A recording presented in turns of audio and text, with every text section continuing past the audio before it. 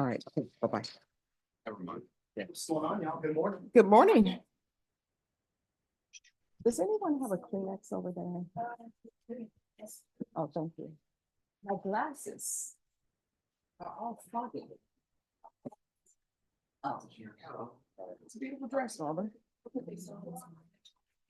Oh. No. We can't do that, Nora. I'm not sure that Mhm. Oh, I always have those and then I lose them some sort of way. They end up at the bottom of my purse. That's that. Rose and Gianni Bell was the clerk's name. And she has returned. Yeah, I saw her walking around this morning. Yeah, just shoot her an email and shoot Rose an email. All right. What? What I think. Baby Rose. I know. Yeah, make sure. But July first.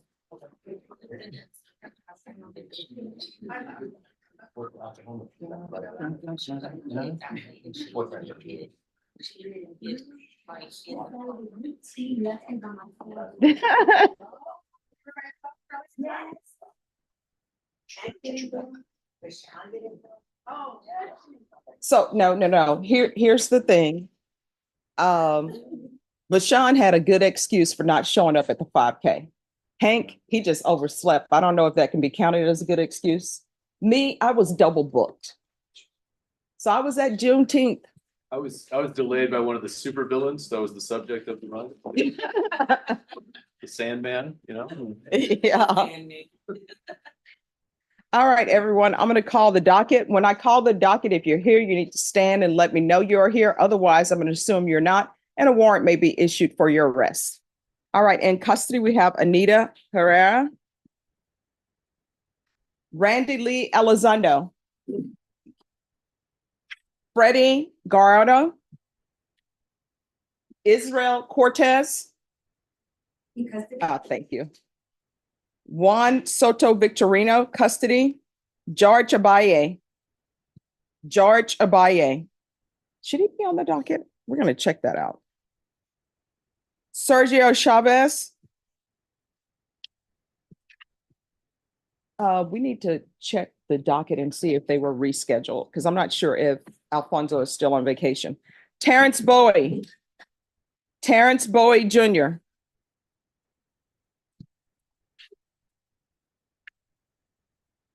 Angela Perez. Gabriel Echartia. Gabriel Echartia. I pronounced that name correctly and they're not even here to hear it. Veronica Gonzalez, custody. Cassandra Morales. All right, thank you. If I could have the file on that one to make sure I put it in there. Brenda Rodriguez. Chastity Natal. Anthony Cochran. Here, Your Honor. Mariano Rendon. Mariano Rendon. Raymond Martinez. I'm sorry. Matthew Rendon. Matthew Rendon. Dondre Scott. David Hancock is in custody. Corian Vallant. Corian Vallant. Kevin Curiel. Here. Vince Ibarra, custody. Gilbert DeLeon. Waverly Whitlock. Okay.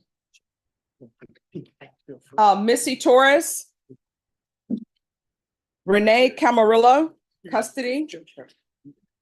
Clinton Camacho, custody. Bobby Rivera, custody. Wesley Mulkey. Wesley Mulkey. Portillo is in custody. Victor Garcia. Renee Cantu. Morning, Your Honor. Morning. All right, anyone who came in later, your name was not called. What is your name? All right, take a seat on the front row. Anyone else who can, yes, what's your name? I'm sorry, The plan. We'll talk about the jury. do you have a case number or SID number?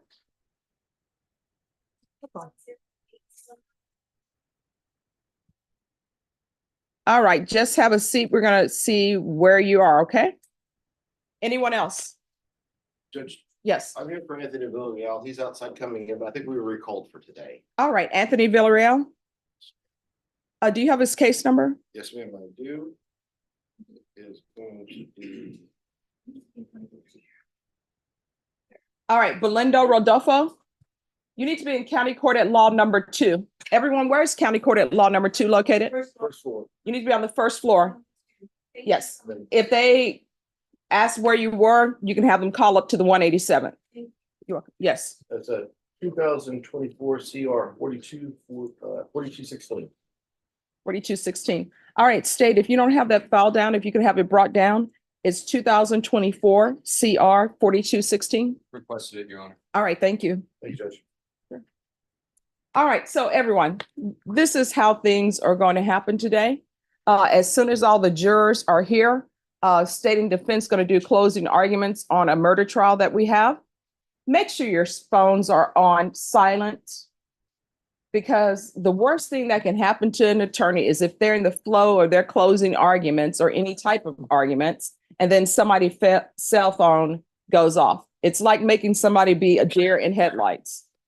Which, Vashawn, I did not understand deer in headlights expression until I was driving one night and that deer was in my headlights and he just froze. I'm like, yeah, They do not move. they do not move. And then finally he looked at me and he sort of gave me a fist bump and then just hopped across the road. He did a head nod to me. It's like, I see you. But I was terrified that I was gonna hit him. So I was just like, really? Really? That's what's gonna happen here? Mhm. Okay. Stuck in traffic on Frio, where they are in constant construction. We'll see what's happening. Yes. All right, which page is he on? Page 8.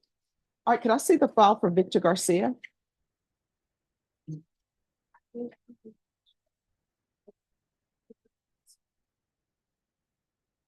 Okay.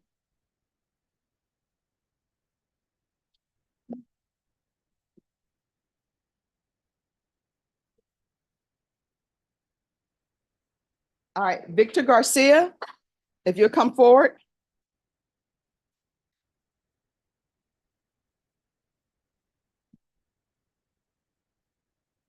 Piero.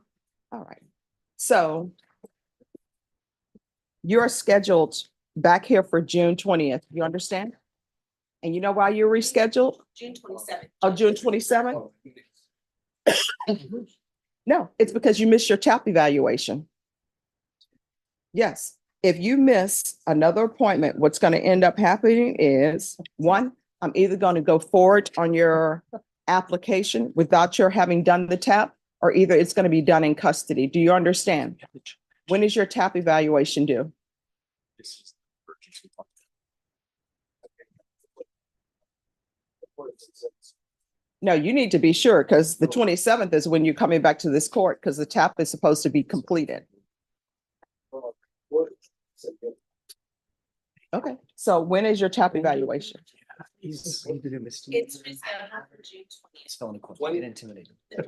All right, here's the thing. Can I get a reset form for him and put on there June 27th for this court, and then attach a note to him for when his TAP evaluation is due? If you miss your TAP evaluation again, what is going to end up happening is either I'm going to go forward without having reviewed a TAP evaluation, or either you're going to do your TAP evaluation in custody. Do you understand?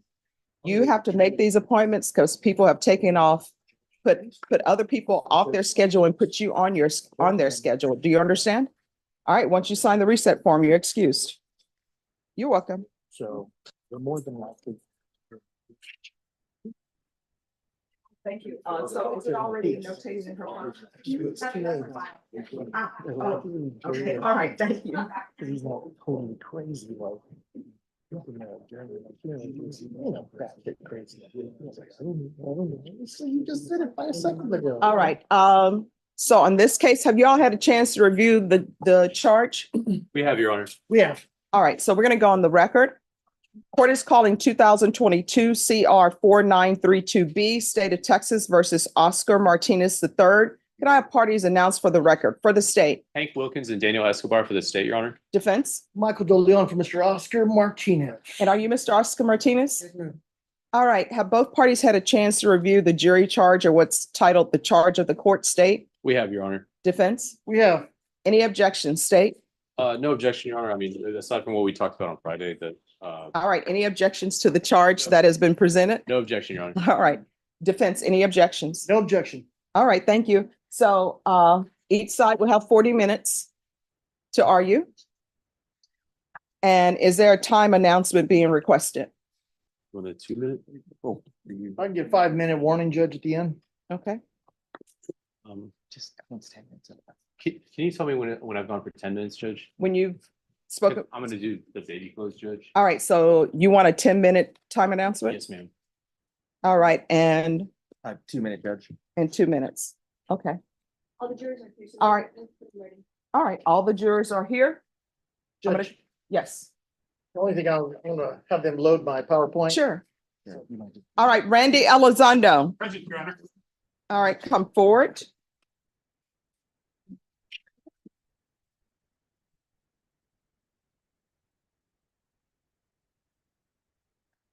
Hello. Hi, so where are we with the evaluation? I saw that it was completed. Is that's when his evaluation is scheduled? No. All right, is it agreed competency or no? All right, so Norma, recall this after June 27th, because that's when they're having their hearing in Judge Carruthers Court.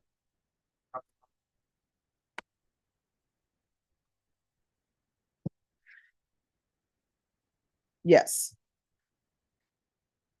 Go back to the 18th. all right, July 22nd. And that will be your plea deadline date. All right, thank you. Yes, once he signs the reset form.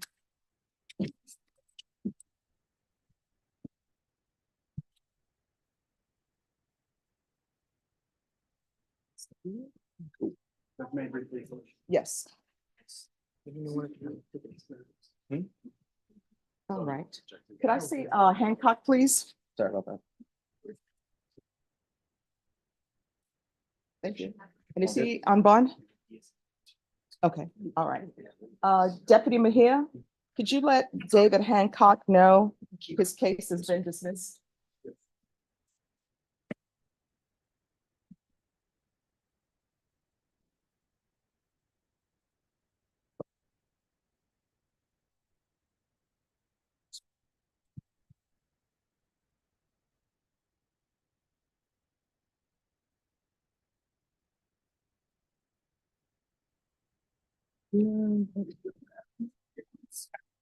Mhm. Okay, well, if everybody's here and they want to do it today, I guess we could do it. No, I appreciate it.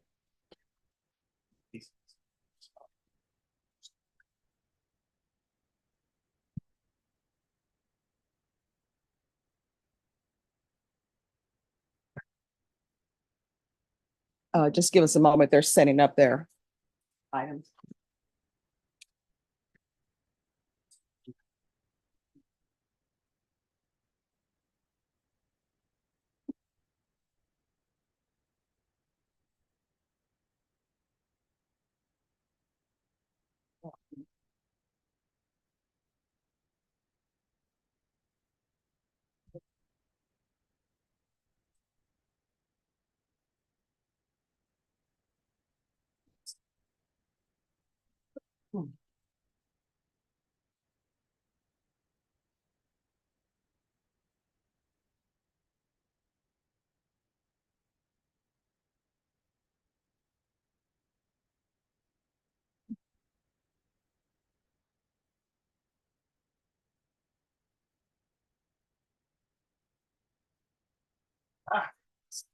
We're gonna work on that.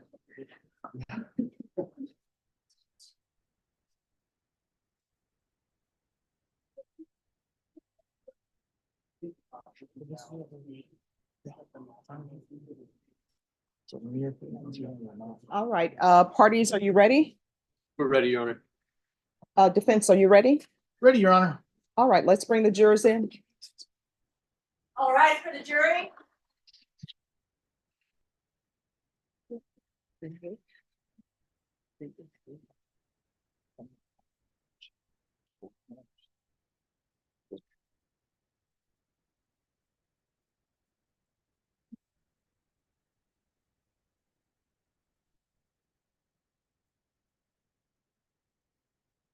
All right, everyone, please be seated. All right, good morning. All right, I hope everyone was able to find parking easily. All right, what I'm going to do now is I'm going to read to you what's called the charge of the court. It's the jury charge. You don't have to memorize it. It will be sent back with you when you begin your deliberations. Charge of the court. Members of the jury. Just one moment.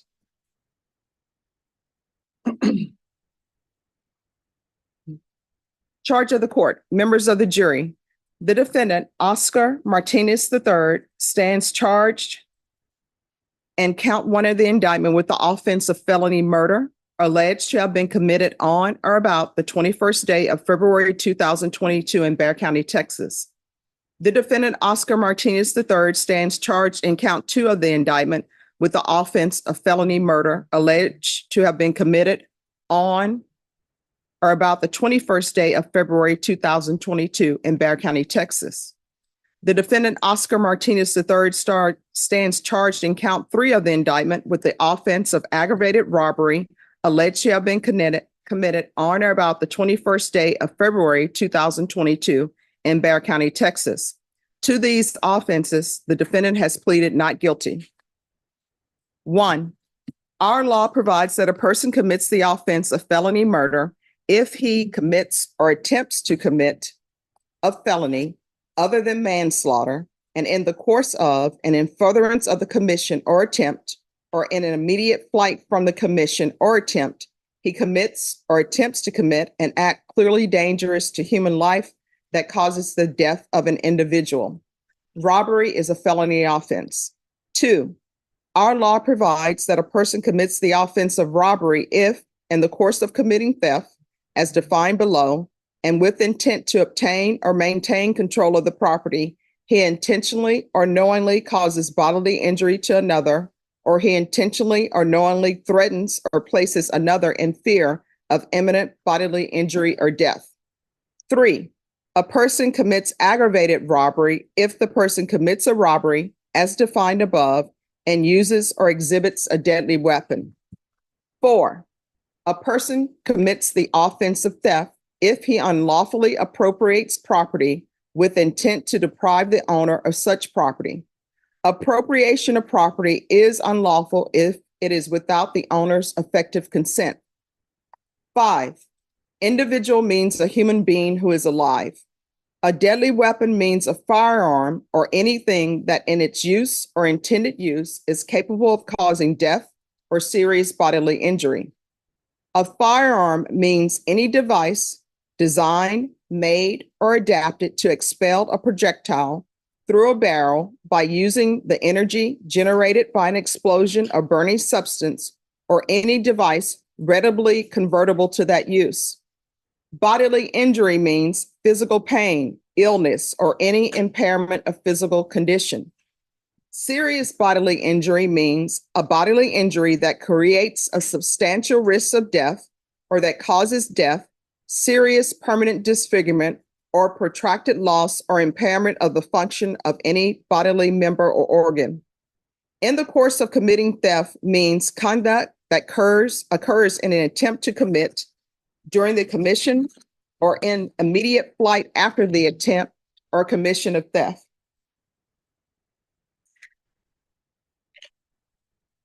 Attempt to commit an offense occurs if, with specific intent to commit an offense, a person does an act amounting to more than mere preparation that tends but fails to affect the commission of the offense intended. Property means tangible or intangible personal property, including anything severed from land, or a document, including money, that represents or embodies anything of value. Appropriation and appropriate mean to acquire or otherwise exercise control over property other than real property. Deprive means to withhold property from the owner permanently or for so extended a period of time that a major portion of the value or enjoyment of the property is lost to the owner. Effective consent means assent in fact, whether express or apparent, and includes consent by a person legally authorized to act for the owner. Effective consent includes consent by a person legally authorized to act for the owner. Owner means a person who has title to the property, possession of the property, or a greater right to possession of the property than the actor. 6, a person acts intentionally or with intent with respect to the nature of his conduct or to a result of his conduct when it is his conscious objective or desire to engage in the conduct or cause the result. A person acts knowingly or with knowledge with respect to the nature of his conduct or to circumstances surrounding his conduct when he is aware of the nature of his conduct or that the circumstances exist. A person acts knowingly or with knowledge with respect to a result of his conduct when he is aware that his conduct is reasonably certain to cause the result. 7, law of parties.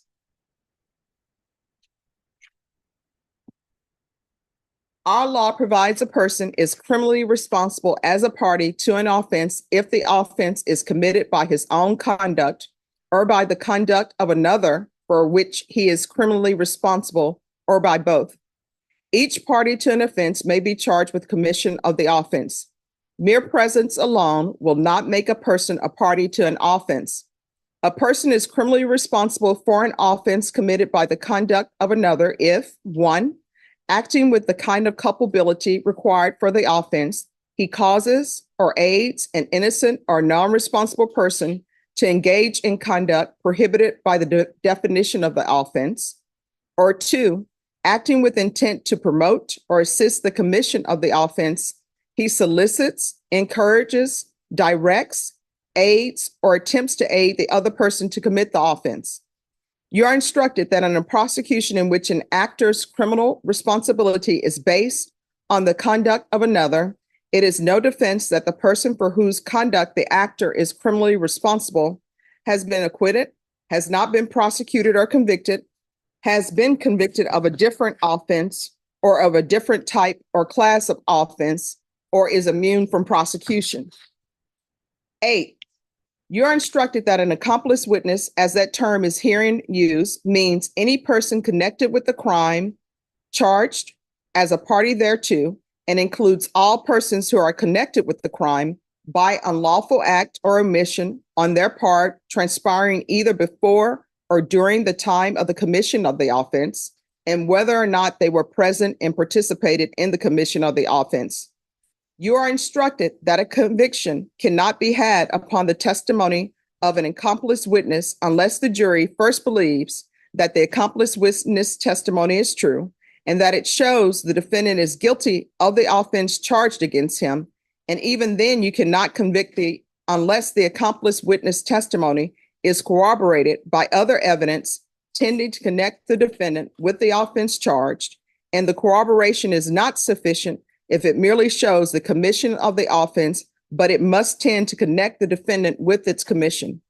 If you believe from the evidence beyond a reasonable doubt that an offense was committed, and you further believe from the evidence that the witness, Jeremy Martinez, was an accomplice, or you have a reasonable doubt whether he was an accomplice, as that term is defined in the foregoing instructions, then you cannot convict the defendant upon the testimony of Jeremy Martinez unless you first believe that the portion of the testimony of Jeremy Martinez which ascribes guilt to the defendant is true, and that it shows the defendant is guilty as charged in the indictment.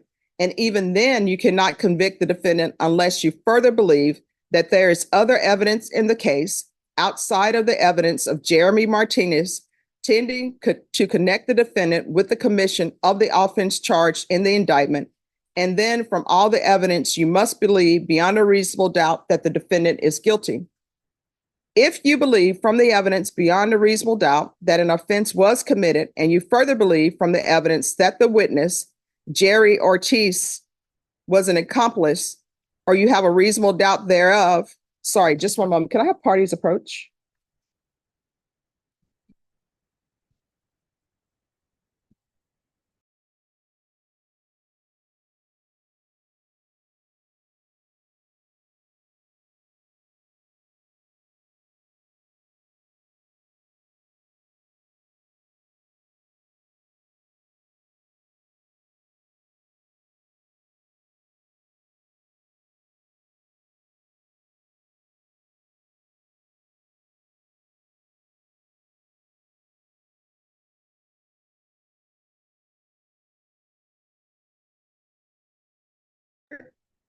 If you believe from the evidence beyond a reasonable doubt that an offense was committed, and you further believe from the evidence that the witness, Jerry Ortiz, was an accomplice, or you have a reasonable doubt whether he was an accomplice, as that term is defined in the foregoing instructions, then you cannot convict the defendant upon the testimony of Jerry Ortiz unless you first believe that the portion of the testimony of Jerry Ortiz which ascribes guilt to the defendant is true, and that it shows the defendant is guilty as charged in the indictment.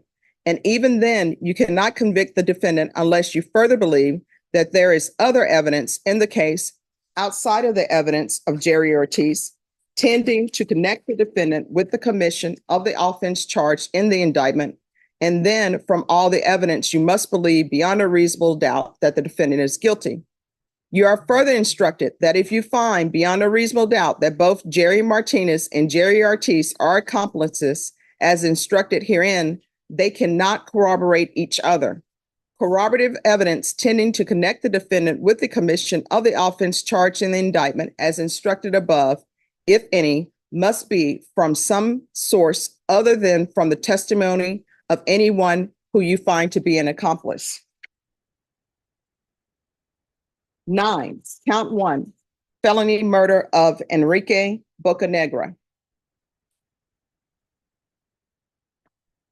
Now, if you find from the evidence beyond a reasonable doubt that on or about the 21st day of February 2022 in Bexar County, Texas, the defendant, Oscar Martinez III, either acting alone or together as a party with another, did then and there commit or attempt to commit the felony offense of robbery, and while in the course of and in furtherance of the commission or attempted commission of the felony offense of robbery, or in immediate flight from the commission or the attempted commission of the felony offense of robbery, Oscar Martinez III, either acting alone or together as a party with another, did then and there commit or attempt to commit an act clearly dangerous to human life, to wit, discharging a firearm at or in the direction of Jerry Ortiz and thereby causing Jerry Ortiz to discharge a firearm, thereby causing the death of an individual, namely Enrique Bocanegra.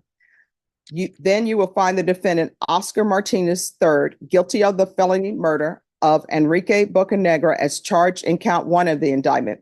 If you do not so find beyond a reasonable doubt, or if you have a reasonable doubt thereof, you will find the defendant, Oscar Martinez III, not guilty of the felony murder of Enrique Bocanegra as charged in count 1 of the indictment.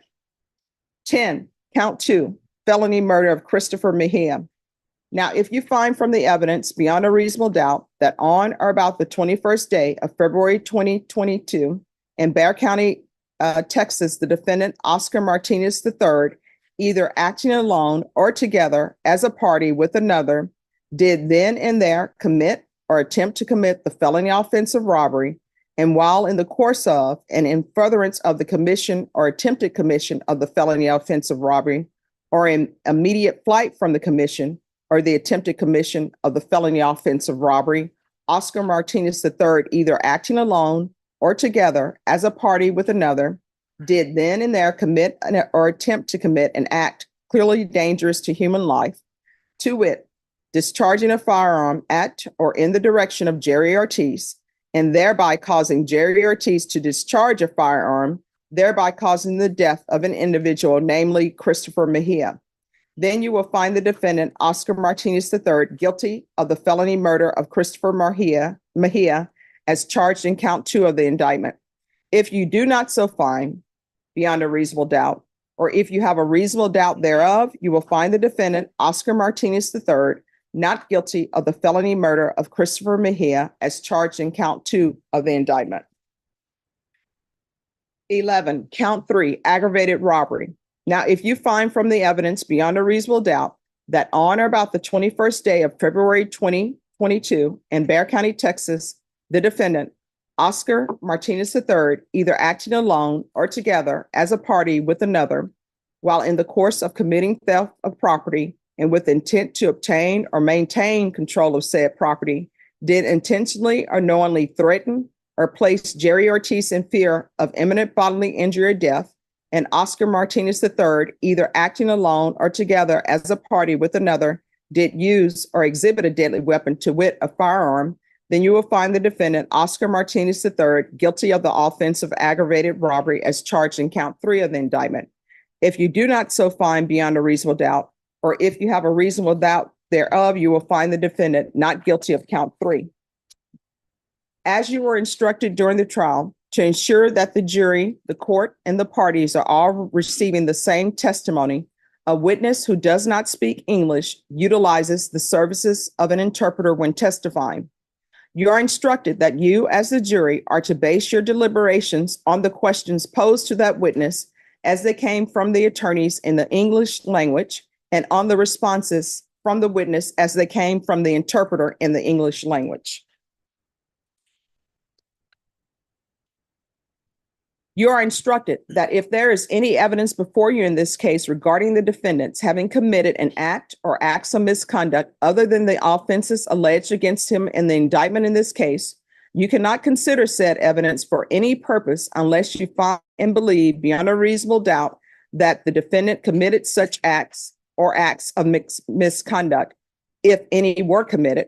And even then, you may only consider the same in determining consciousness of guilt, if any, of the defendant in connection with the offense in this case and for no other purpose. Our law provides the defendant may testify in his own behalf if he elects to do so. This, however, is a right accorded to defendant. And in the event he elects not to testify, that fact cannot be taken as a circumstance against him. In this case, the defendant has elected not to testify, and you are instructed that you cannot and must not refer or allude to that fact throughout your deliberations or take it into consideration for any purpose whatsoever as a circumstance against him.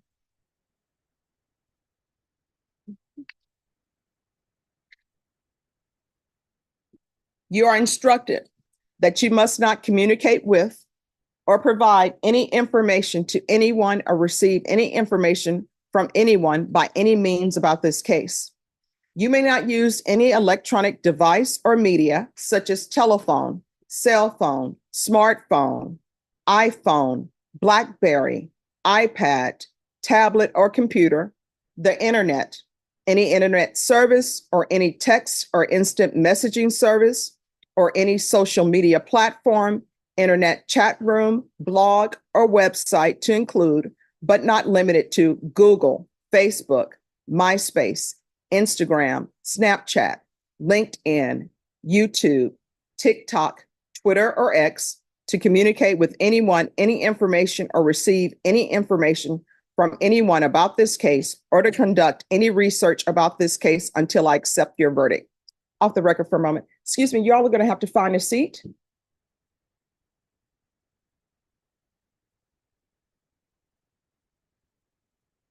All right, we're back on the record. Written statements made by witness to investigators or other officers or police reports made by officers and tendered by the prosecution for the defense for purposes of cross-examination are not part of the evidence unless introduced in evidence. Many times, statements and reports may be marked with an exhibit number, but are neither offered nor received in evidence. I can send only statements and reports received in evidence to the jury room. You are instructed that the statements of counsel made during the course of the trial or during the argument, if not supported by evidence, or statements of law made by counsel, if not in harmony with the law as stated to you by the court in these instructions, are to be wholly disregarded. You must disregard any comment or statement made by the court during the trial or in these instructions, which may seem to indicate an opinion with respect to any fact, item of evidence, or verdict to be reached in this case. No such indication is intended. You are instructed that the grand jury indictment is not evidence of guilt. It is the means whereby a defendant is brought to trial in a felony prosecution. It is not evidence, nor can it be considered by you in passing upon whether this defendant is guilty or not guilty. During your deliberations in this case, you must not consider, discuss, nor relate any matters not in evidence before you. You should not consider nor mention any personal knowledge or information you may have about any fact or person connected with this case, which is not shown by the evidence. You are instructed that you are not to let bias, prejudice, or sympathy play any part in reaching a verdict in this case. After argument of counsel, you will retire to the jury room, select your own presiding juror, and proceed with your deliberations. After you have reached a unanimous verdict, the presiding juror will certify thereto by filling in the appropriate forms attached to this charge and signing his or her name as presiding juror. You are the exclusive judges of the facts proved, of the credibility of the witnesses, and of the weight to be given to the testimony. But you are bound to receive the law from the court, which is herein given to you, and be governed by that law. In order to return a verdict, each juror must agree to that verdict. But jurors have a duty to consult each other and to deliberate with a view to reaching unanimous agreement, if that can be done without violence to individual judgment. A unanimous vote means all 12 jurors must agree. Each juror must decide the case for himself, but only after an impartial consideration of the evidence with his fellow jurors. In the course of deliberations, a juror should not hesitate to re-examine his own views and change his opinion if convinced it is erroneous. However, no juror should surrender his honest conviction as to the weight or effect of the evidence solely because of the opinion of his fellow jurors or for the mere purpose of returning a verdict. All persons are presumed to be innocent, and no person may be convicted of an offense unless each element of the offense is proved beyond a reasonable doubt. The fact that a person has been arrested, confined, or indicted for, or otherwise charged with the offense gives rise to no inference of guilt at his trial. The law does not require a defendant to prove his innocence or produce any evidence at all. The presumption of innocence alone is sufficient to acquit the defendant unless the jurors are satisfied beyond a reasonable doubt of the defendant's guilt after careful and impartial consideration of all the evidence in the case. The prosecution has the burden of proving the defendant guilty, and it must do so by proving each and every element of the offense charged beyond a reasonable doubt. And if it fails to do so, you must acquit the defendant. It is not required that the prosecution prove guilt beyond all possible doubt. It is required that the prosecution's proof excludes all reasonable doubt concerning the defendant's guilt.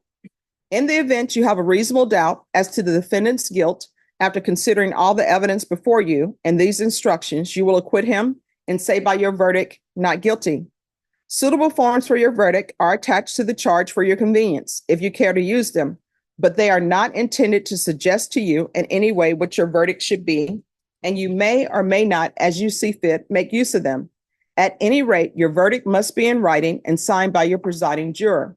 Your only duty at this time is to determine whether the defendant is guilty under the indictment in this cause, and you must restrict your deliberations to the issue of whether the defendant is guilty or not guilty and nothing else.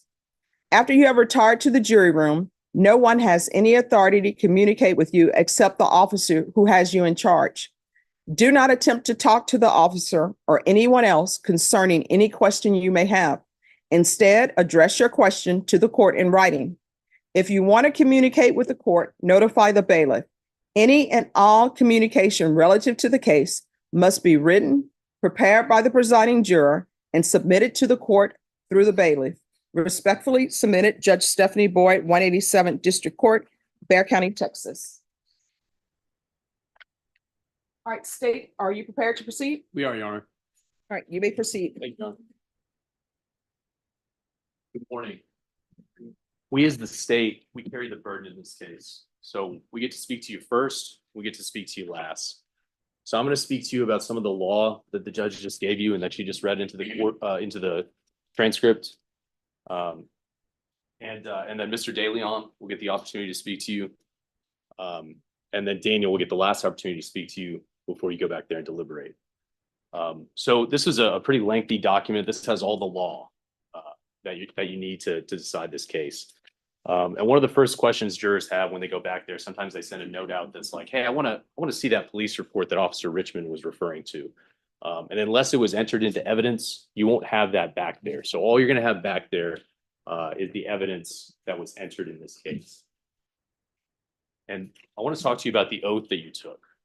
Part of the oath that you took as jurors is not to let bias, prejudice, or sympathy play any role in your deliberations or in the verdict that you reach. And so there's no but here. There's no, well, I believe the defendant is guilty, but I feel bad for him. And you are deciding punishment in this case. The jury is going to decide punishment in this case. And so if you feel any sympathy for the defendant, the time for that is in the punishment stage of the trial. This is right now, all y'all are to decide is guilt, innocence. So I want to talk to you about the law of parties. Daniel talked to you about this last week in jury selection. And the law of parties in the state of Texas, and it's in your jury charge, but I want to go over it with you. A person is criminally responsible for an offense committed by the conduct of another if acting with intent to promote or assist the commission of the offense, he solicits, encourages, directs, aids, or attempts to aid the person to commit the offense. And that can be before, during, or after the commission of the offense. And so what does that mean? I mean, we talked about it at jury selection, but it's the convenience store example, right? You and your buddy, you go to rob the convenience store. He's got a gun. You don't have a gun. He shoots the clerk. You're on the hook for that. That's the law of parties in the state of Texas. And that's what's in your jury charge. And so count one in this case is the felony murder of Enrique Bocanegra. And I've highlighted the important parts of this. Oscar Martinez, acting alone or together as a party with another, did then and there commit the felony offense of robbery, while in the course of commission or attempted commission or in immediate flight, did then and there commit an act clearly dangerous to human life, discharging a firearm at or in the direction of Jerry Ortiz, and thereby causing Jerry Ortiz to discharge a firearm, thereby causing the death of Enrique Bocanegra. And so the important part here is commission or attempted commission. So we heard testimony during the trial that Chris gets out of the vehicle with the gun. And you see in here and you see in the charge of the court, discharging a firearm at or in the direction of Jerry Ortiz. But it's commission or attempted commission.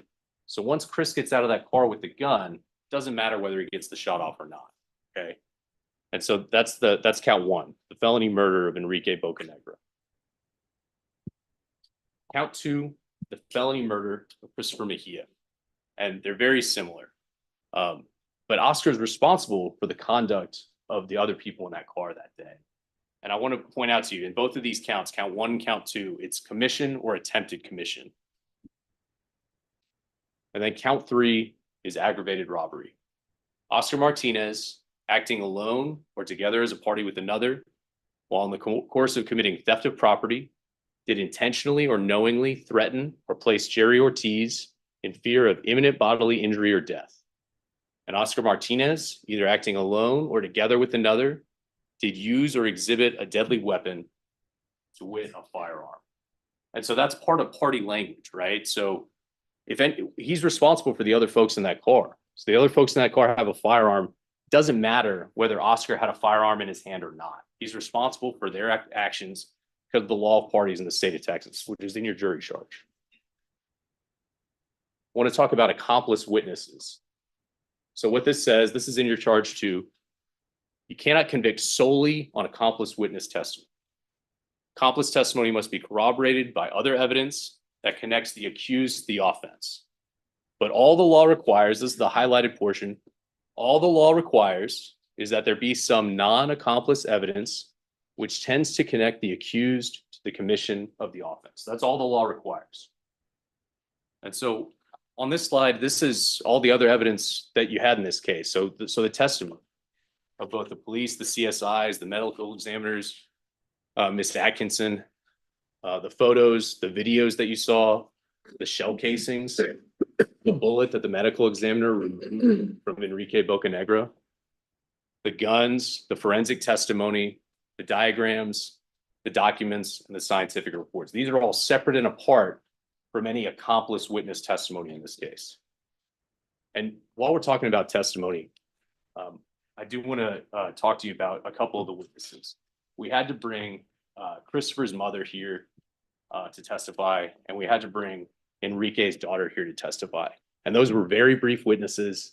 And I just want to tell you the purpose of that is one of the things we have to prove is that these people died. And so I know that was difficult, and we tried to make that as brief as possible, but I wanted to tell you the purpose of that is we have to bring those witnesses to say, this is my family member, this is my loved one, and they're dead. But the purpose of that was for their identification. So this is in your charge. This is defense is excluded. And the actor may be convicted on proof of commission of the offense and that he was a party to its commission. And it's no defense that the person for whose conduct the actor is criminally responsible for has been acquitted, has not been prosecuted or convicted, has been convicted of a different offense, or is immune from prosecution. So that's the law in the state of Texas. Oscar can't hide behind, well, hey, wait, this other guy didn't get prosecuted. Or somebody else, there were a couple juveniles in the car. They were held to a different standard than I was. You can't hide behind that. You can't use that as a shield. And on that same note, I want to talk to you about witness credibility. It's in the jury charge. Y'all, as the jury, are the judges of the credibility of each and every witness. So you get to judge the credibility of the police witnesses, the CSIs, the medical examiners.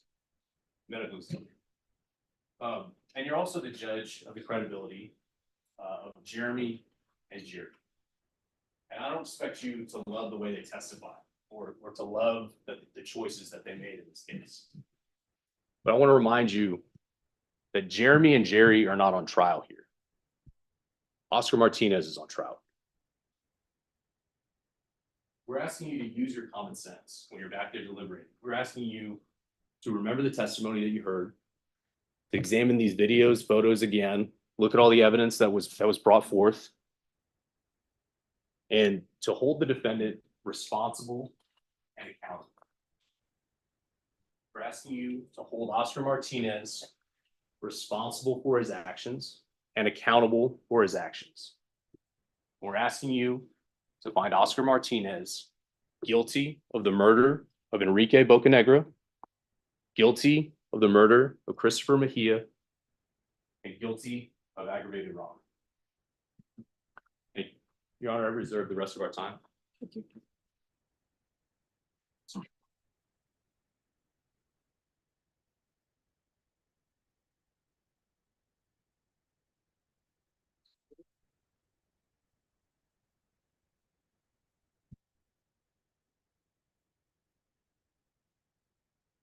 Yeah, proceed, Your Honor. Yes.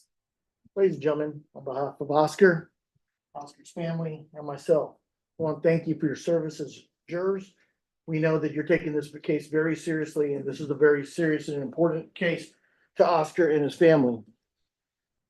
The state of Texas has the burden in this case to prove this case to you beyond a reasonable doubt. The state has not proven their case beyond a reasonable doubt. In jury selection, we talked about many things, but you came into jury selection. You found out this was going to be a murder case. We said, or at least I said, keep an open mind here.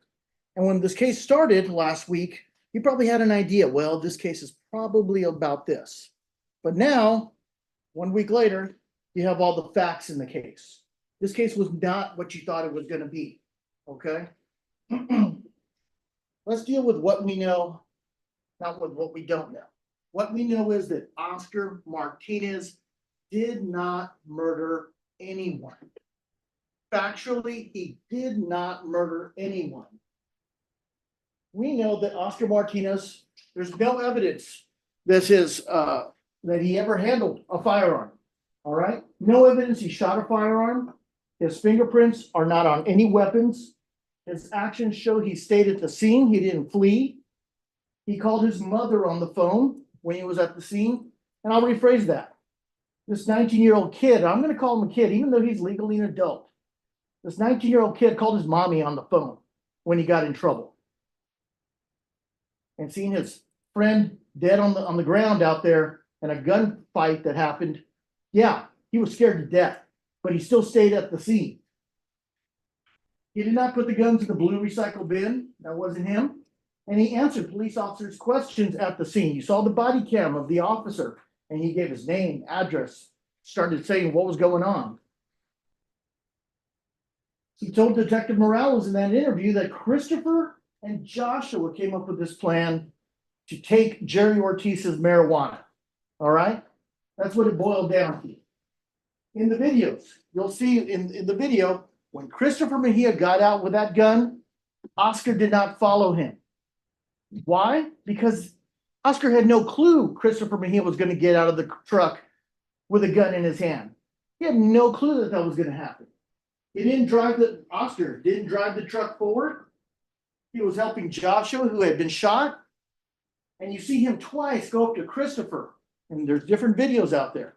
You see him twice go to Christopher and touch him while he's on the ground, trying to assess. And if you look at Christopher, you're probably thinking at the time, this is not good. He doesn't look alive. But there's twice where Oscar touched Christopher. We talked about in jury selection. Teenagers make mistakes. All right.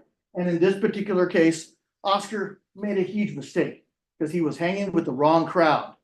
The Mejia brothers, the 4 Mejia brothers. He was hanging with them. And if you hang with the Mejia brothers, you're going to end up in trouble. All right.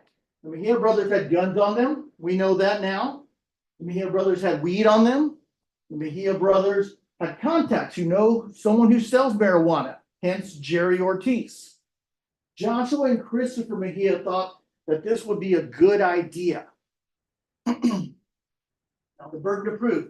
The state has the burden to prove this case to you beyond a reasonable doubt. We talked about that many times in jury selection. The defense doesn't have to prove anything to you. We did bring some evidence forward to you in the form of the defense exhibits 1 through 6. Beyond a reasonable doubt. We talked about the highest standard out there that the state has to prove to you. Now, in the jury charge, we do want you to focus on the elements in counts 1, 2, and 3. Evidence to prove it to you beyond a reasonable doubt. Now, maybe, could have, possibly, more than likely.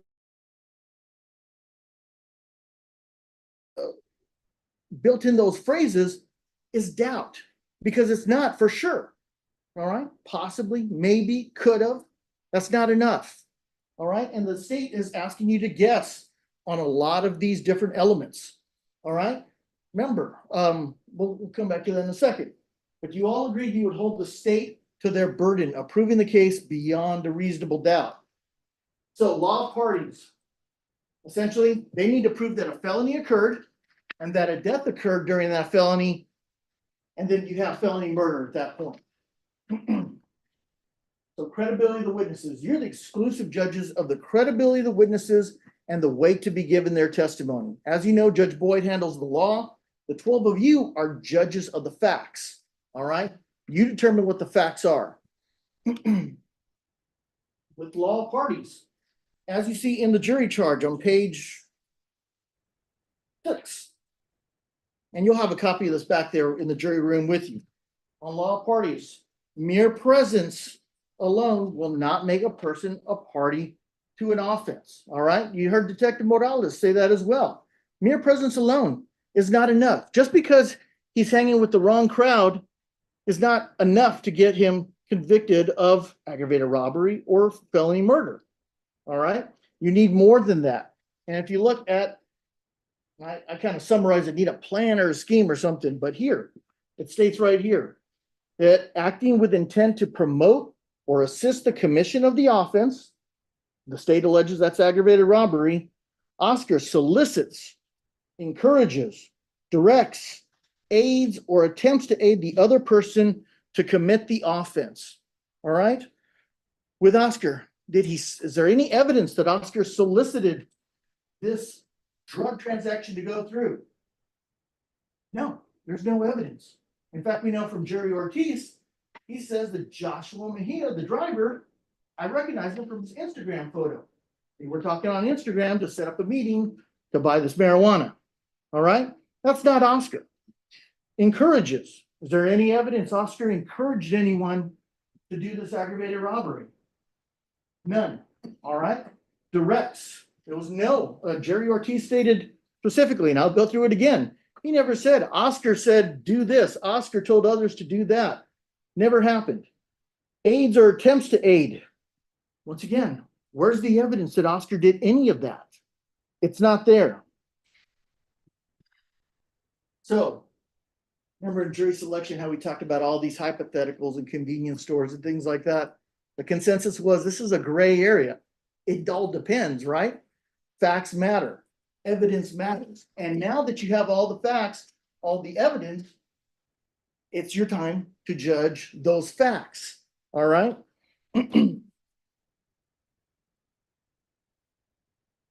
So what evidence is there that Oscar knew about the plan to commit the robbery? All right? He was there, but Detective Morales told you, mere presence alone is not enough. He overheard this plan by Joshua and Christopher right before it happened. All right? They were at the gas pumps for about a minute and 15 seconds. All right? And then they moved over and drove up to where Jerry Ortiz came out and talked to him. Not a lot of time. No evidence that Oscar knew that Joshua had a firearm. There's no evidence that he knew that Christopher had a firearm. There's no evidence that he knew Christopher would go after Jerry Ortiz, get out of the Suburban with the firearm. He didn't know that. All right? There's no evidence of that. This was not some well thought out plan. All right? There was no evidence this plan was conceived with Oscar's knowledge until it had already begun. Last minute conversation, and Oscar was hanging with the wrong crowd. He's there in the Suburban. He's overhearing it as it's happening. Let me tell you what is not your job as jurors. Filling in the multiple holes for the state's case is not your job. It is their job to prove this case to you with evidence beyond a reasonable doubt. When you go back to the jury room, it's not your job to say, well, if we think about it, maybe the police could have done this or that or the other, they would have found this. No, your job as jurors is to evaluate the evidence that's presented to you. If the state's case has holes, which it has many holes, it's not your job to do their job for them, okay? The state must prove that case to you beyond a reasonable doubt. If they fail, you must vote not guilty by law. Let's talk about witnesses. Overall, during the case, I didn't have almost any objections to 90 pieces of the state's evidence. And why is that? Because regardless if it was evidence collection, manner of death, late witness statements, videos, all of them point to Jerry Martinez killing 2 people. All of that evidence points to that. All of that evidence does not point to Oscar Martinez at all. Let's talk about the recovery of the weapons. Now, 3 guns found in the blue recycled bin. All right, guns put there by Juan Mejia. We'll talk about him in a second. One gun, the Ruger SR-40, was fully loaded at the time. 14 rounds in the magazine and 1 in the chamber. All right, that's a fully loaded gun. Now, it seems like maybe that gun was used and then somehow someone went and fully reloaded it and then it was picked up and put in the recycle bin. Is that likely? I mean, is it possible? Sure, it's possible, but why would they do that? All right.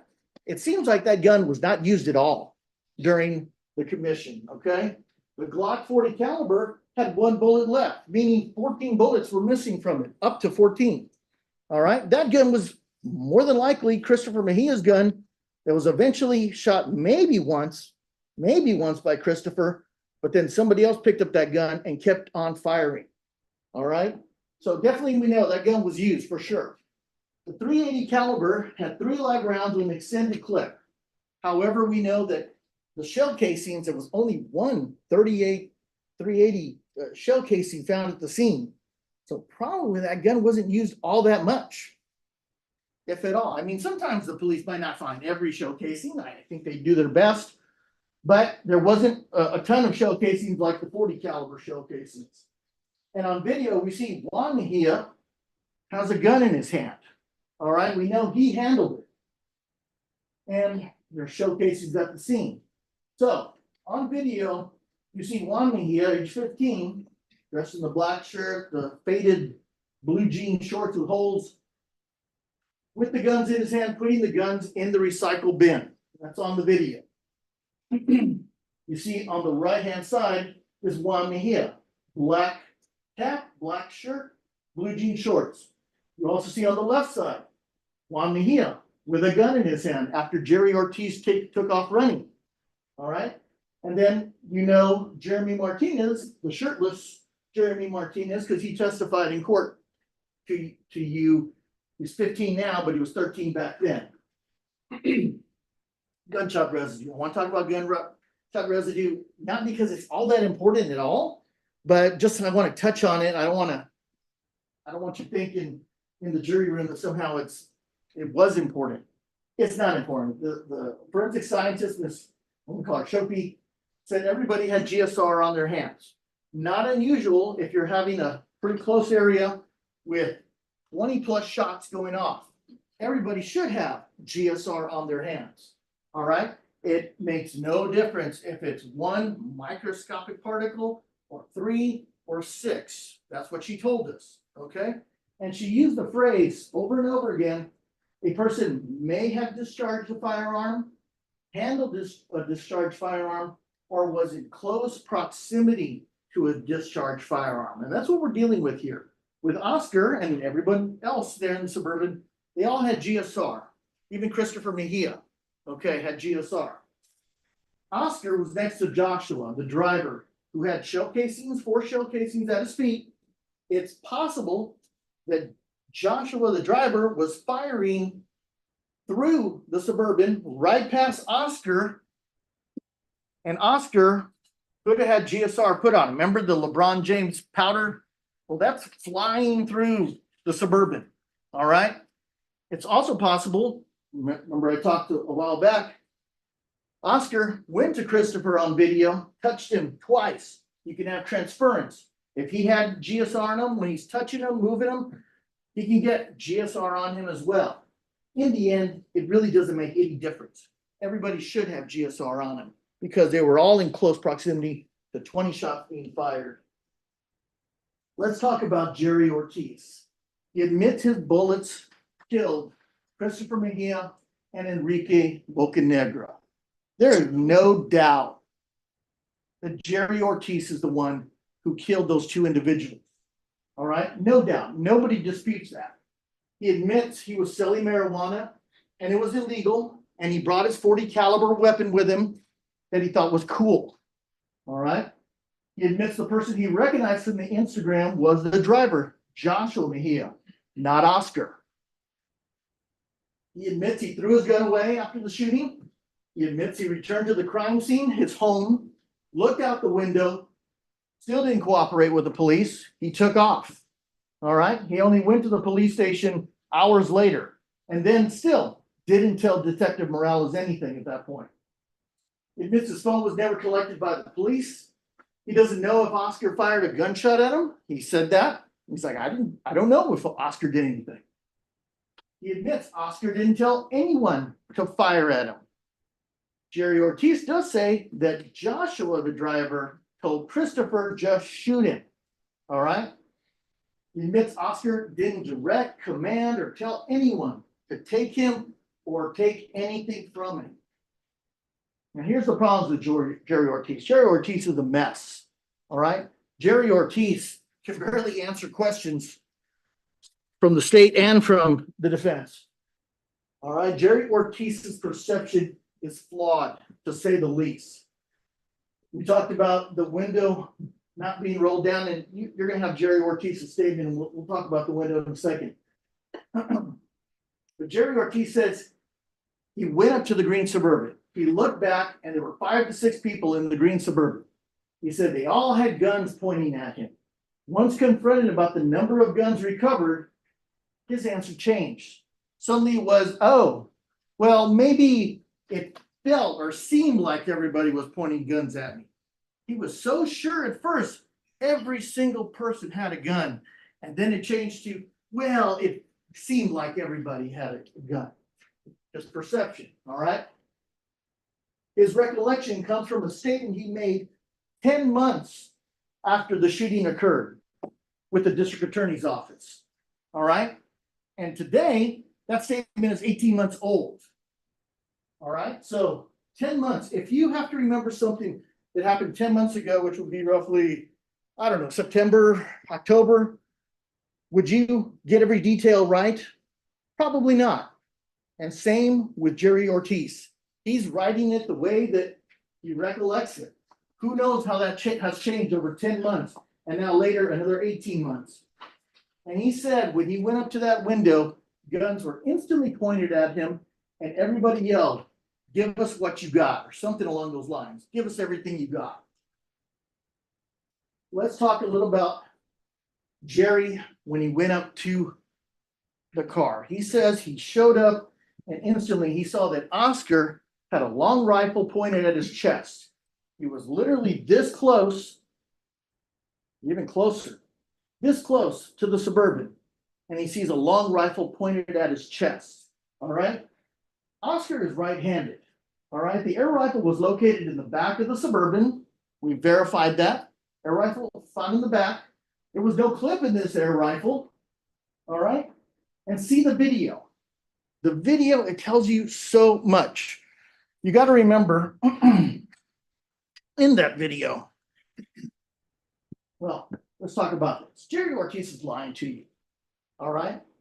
At 14:27:31 seconds, and you see the 14:27:31 timestamp on the video. That's when Jerry arrives at the window. Remember what he testified to you. He said, when I got there, they all pulled guns. They all started saying, "Give me everything you got." All right. But if we look at the video, and you can look at the video again. Once again, Jerry said he saw Oscar with a long rifle pointed at his chest, right there. All right. Now, instinctively, when that happens, what would you do? If you go, whoa, dang, you put up your hands, you step back a second and go, geez, take it easy, right? That's what any human being would do. You see that big rifle? Whoa. That's what would happen. Jerry Ortiz told you that's what he did, all right? If you look at the video, that's not what Jerry Ortiz does. At 14, we started at 31 seconds, all right? At 14:27:33, Jerry's still talking. He hasn't raised his hands. He hasn't stepped away. At I'm gonna say 35 seconds, still talking. 38 seconds, still talking. 40 seconds, still talking. It's at 45 seconds where he finally throws his hands up. And it's difficult to see from that picture, but in the video, you'll see at 45 seconds, he throws his hands up. All right. 14 seconds after he showed up at that window. And I questioned him directly about it. And he was for sure telling you under oath, as soon as I got to that window, that's when they pulled the guns on me. That's when they started screaming, give us everything you got. Not true. Not true. Oscar, in describing the shooting, was talking with the detective. You can see him using his right arm. You can see him using his right hand, talking about bullets flying. You can see him drinking water with his right hand. Maybe in court, you've seen him write with his right hand. He's right-handed. All right, let's talk a little bit about the window. If, according to Jerry Ortiz, this weapon if Oscar was there and he's right-handed, he'd have to have his right finger over here and move kind of like this towards the window. Not really comfortable. Is it possible? Sure. Not the best. Maybe if you're left-handed, that goes a little bit better. But once again, if this weapon is pointed at 1 foot away from your chest, you're going to instantly throw your hands up and just back up a sec. That's what you're going to do. Jerry Ortiz told you that's what he did. 14 seconds goes by. He's not remembering the truth correctly. He's not telling you the truth.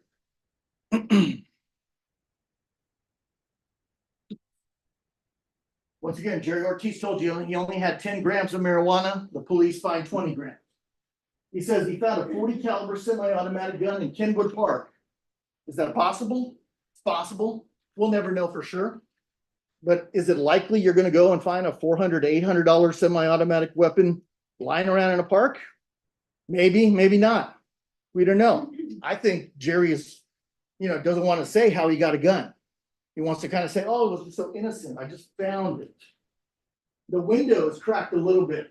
In his statement, which you'll have in defense exhibit number 4, maybe 3,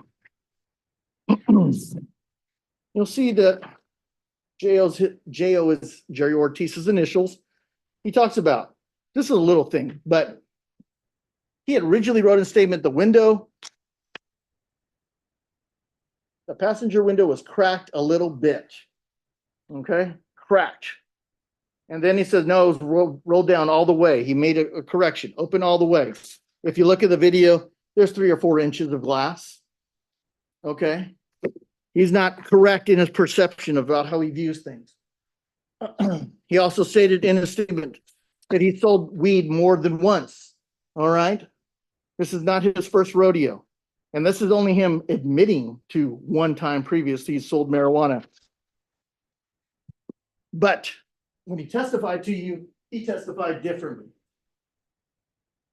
Jerry Ortiz is also lying to you because he testified under oath to the 12 of you, the 13 of you, that he did not ask his girlfriend's younger brother, Harley, to be a lookout or to cover him or anything like that.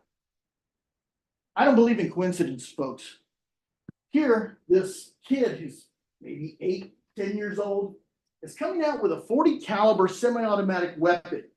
In the video, it's grainy, but you can see the kid, as you hear arguments starting to occur within view of him, he's racking the slide back. This kid is racking the slide back.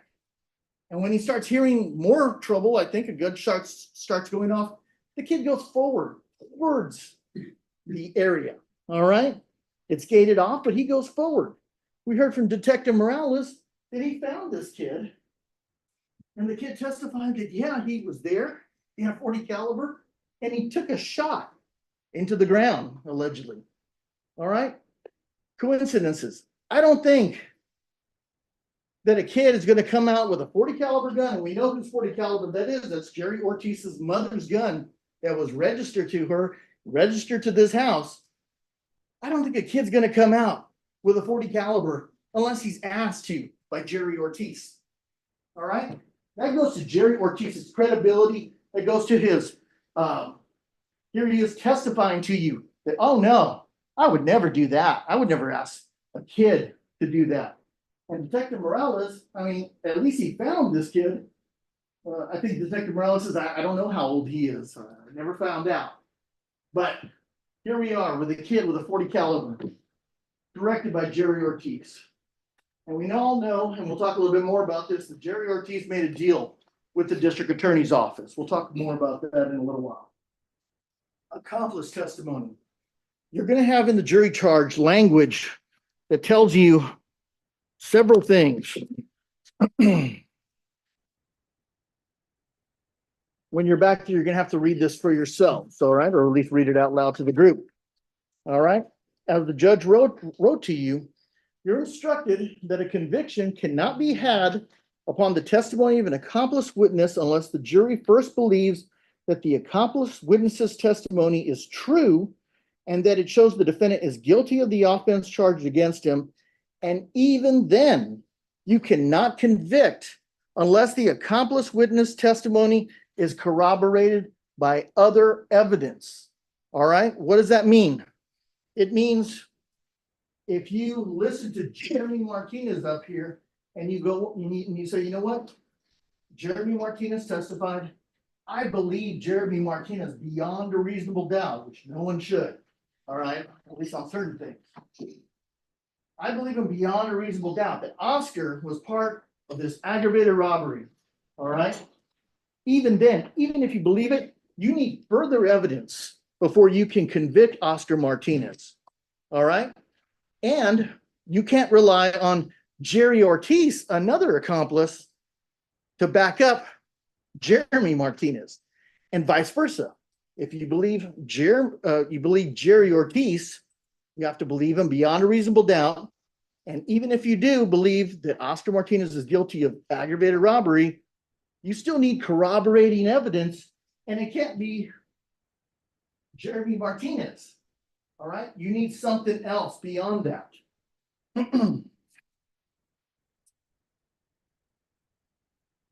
And that's laid out on page 8, 9, and 10. It's kind of long, but read through it and you'll know that if you go through that, there's nothing beyond either Jerry Ortiz stating Oscar was involved or Jeremy Martinez stating Oscar was involved. And we'll talk more about those two individuals in a second.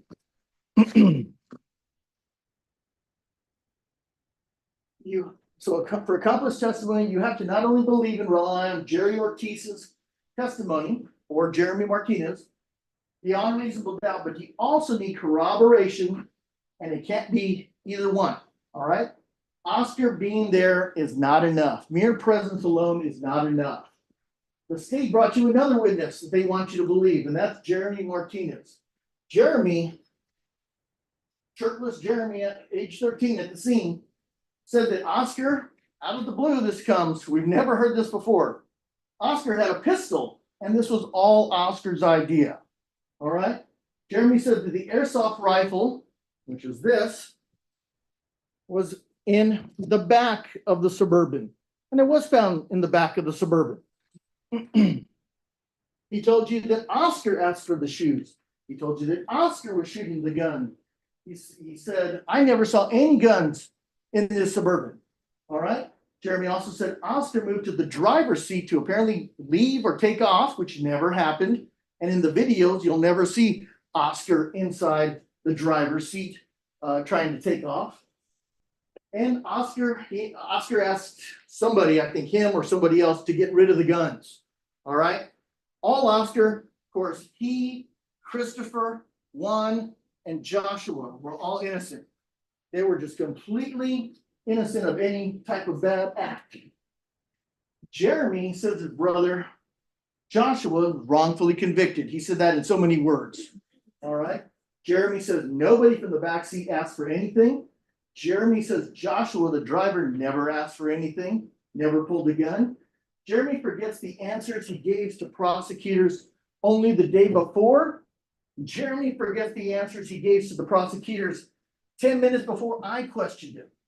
We heard nothing but a lot of, I don't know, I don't know, I don't know, I don't remember, I don't remember, I don't remember. It was bizarre, to say the least. All right.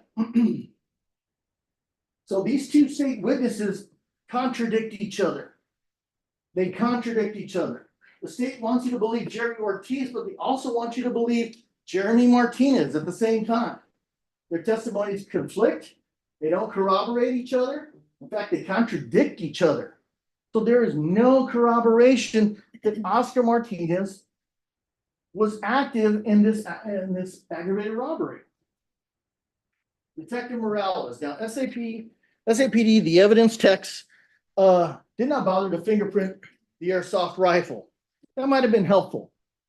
Once again, it's not your job to do the police's job or the DA's job. They didn't provide you that evidence. They didn't provide you that evidence. Detective Morales admits they messed up the DNA analysis of evidence. He admits he never even reviewed relevant videos of the crime until the trial started. 2.5 years later, he is now reviewing various videos.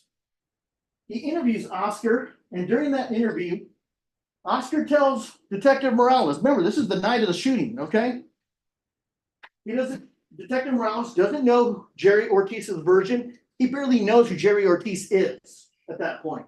He did not see the neighbor videos. He didn't see officer body cams. He doesn't know any GSR analysis. He doesn't know where the shell casings came from. He doesn't know anything about ballistics at that point. He does not know the Instagram discussion of buying marijuana between Jerry and Joshua. And what does Detective Mark Morales do? He charges everyone with capital murder. Everybody goes down for capital murder. Joshua, Juan, Jeremy, Oscar. 2 days later, Jerry gets capital murder charges. Basically, let's charge everybody. We'll figure it out later. We know that Joshua was sentenced to prison for murder. Juan is a juvenile. State didn't bring you any evidence about his case. Jeremy, juvenile, charges dismissed. Jerry Ortiz, he made a deal, charges were dismissed. Oscar, we have the jury trial right now. When Oscar is charged, the detective has no idea that Oscar allegedly had a weapon. All right, he didn't hear that until 10 months later when Jerry Ortiz is at the DA's office making a deal at the time and says, and has a motive to get the heat off of him, says it was Oscar and everybody else in that Suburban. They're the ones who did it, not me. I call that a rush to judgment. The police made a rush to judgment. We have to find out who did this, so everybody gets charged. In court, Detective Morales told you specifically, this air rifle is not a deadly weapon. Not a deadly weapon. It's not a firearm. This clip wasn't even found. It's a pellet gun, a glorified pellet gun. Not a deadly weapon. The state has to prove to you in an aggravated robbery that a deadly weapon was used. That's not a deadly weapon. So if you believe Jerry Ortiz's statement that Oscar was holding this rifle, remember the whole 14-second thing, but if you believe that, that's not a deadly weapon. They have to prove a deadly weapon to you. And a deadly weapon is defined in the jury charge. It means a firearm or anything that in its use or intended use is capable of causing death or serious bodily injury. We don't have that. This is the law. All right, you have to follow the law. The state did not prove to you a deadly weapon in this aggravated robbery. And if he's not guilty of aggravated robbery, which he's not, there's no deadly weapon, all right, unless you believe Jeremy Martinez's bizarre Oscar had a pistol and nobody else had anything else story, which highly, I mean, who could believe Jeremy Martinez on that? Unless you believe Oscar had a pistol and was directing everything, that's the only way you could possibly find him guilty of aggravated robbery. But here, Jerry Ortiz is saying that somehow is a deadly weapon or a firearm. It's not. So if he's not guilty of aggravated robbery, then he cannot be found guilty of murder because no felony has occurred. All right, try to follow me with that. If you didn't do the aggravated robbery, if you're not guilty of that because the state didn't prove it beyond a reasonable doubt, then you can't be guilty of murder. You can't be guilty of murder. The real killer goes free. The district attorney's office dismissed charges against Jerry Ortiz. Jerry admitted his bullets killed 2 people, and the DA's office knows Jerry Ortiz is conducting a drug transaction, an illegal drug transaction, and then they go out of their way to say, we're going to let you have self-defense. The DA didn't bother to bring you Assistant District Attorney Lauren Glasscock, whose name is on that proffer document. They didn't bring her in to explain why were these charges dismissed, Ms. Glasscock. Detective Morales told you he talked to Ms. Glasscock. When I asked Detective Morales specifically, why is it that Jerry Ortiz, as a drug dealer, gets the benefit of the law for self-defense? Detective Morales could not answer that question. He did not answer that question. 5 minutes. So the real killer goes free. Jerry Ortiz makes a deal. And the prosecutor might tell you, well, there was no agreement to dismiss. It was only a proffer agreement. Folks, let's deal with reality. When you come to the DA's office with capital murder charges and your attorney on December 15th, and your case of capital murder is dismissed on January 4th, that's a good deal. That's a sweetheart deal. It's a fantastic deal. If it wasn't for Christmas and New Year's, it might have been dismissed in 2 days. So don't tell me that that's not a deal. The DA is giving out immunity agreements to everyone. Jeremy Martinez got an immunity deal. And in these deals, if you mess up, if you lie in your testimony, the most you can get is a misdemeanor. That's up to a year in jail. So when you compare to 1 year in jail to capital murder charges for life in prison, you might want to make sure you do everything you can to get yourself a deal. Enrique Bocanegra's family deserves better. Now, the state wants to put blame on Oscar when there was a rush to judgment and everybody gets charged with capital murder, an incomplete and botched investigation, which Detective Morales told you about, and letting Jerry Ortiz, who's responsible for the death of 2 people, walk free. We talked about beyond a reasonable doubt. We talked about you would not lower the burden. You would hold the state to their burden. Even if there was a death involved, you would hold that burden to beyond a reasonable doubt. Remember, maybe something happened. Probably, more likely than not, is not enough. You need to have evidence in front of you beyond a reasonable doubt before you can find anyone guilty of any offense.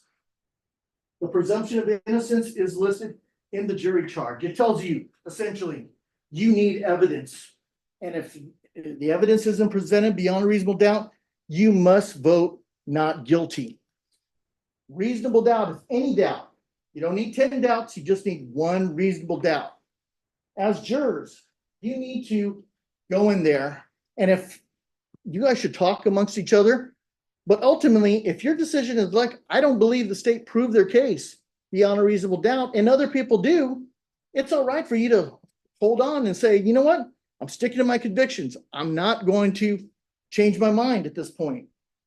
You've talked to me, I understand. I'm not going to change my mind. You don't have to change your mind. So the power of the jury is strong.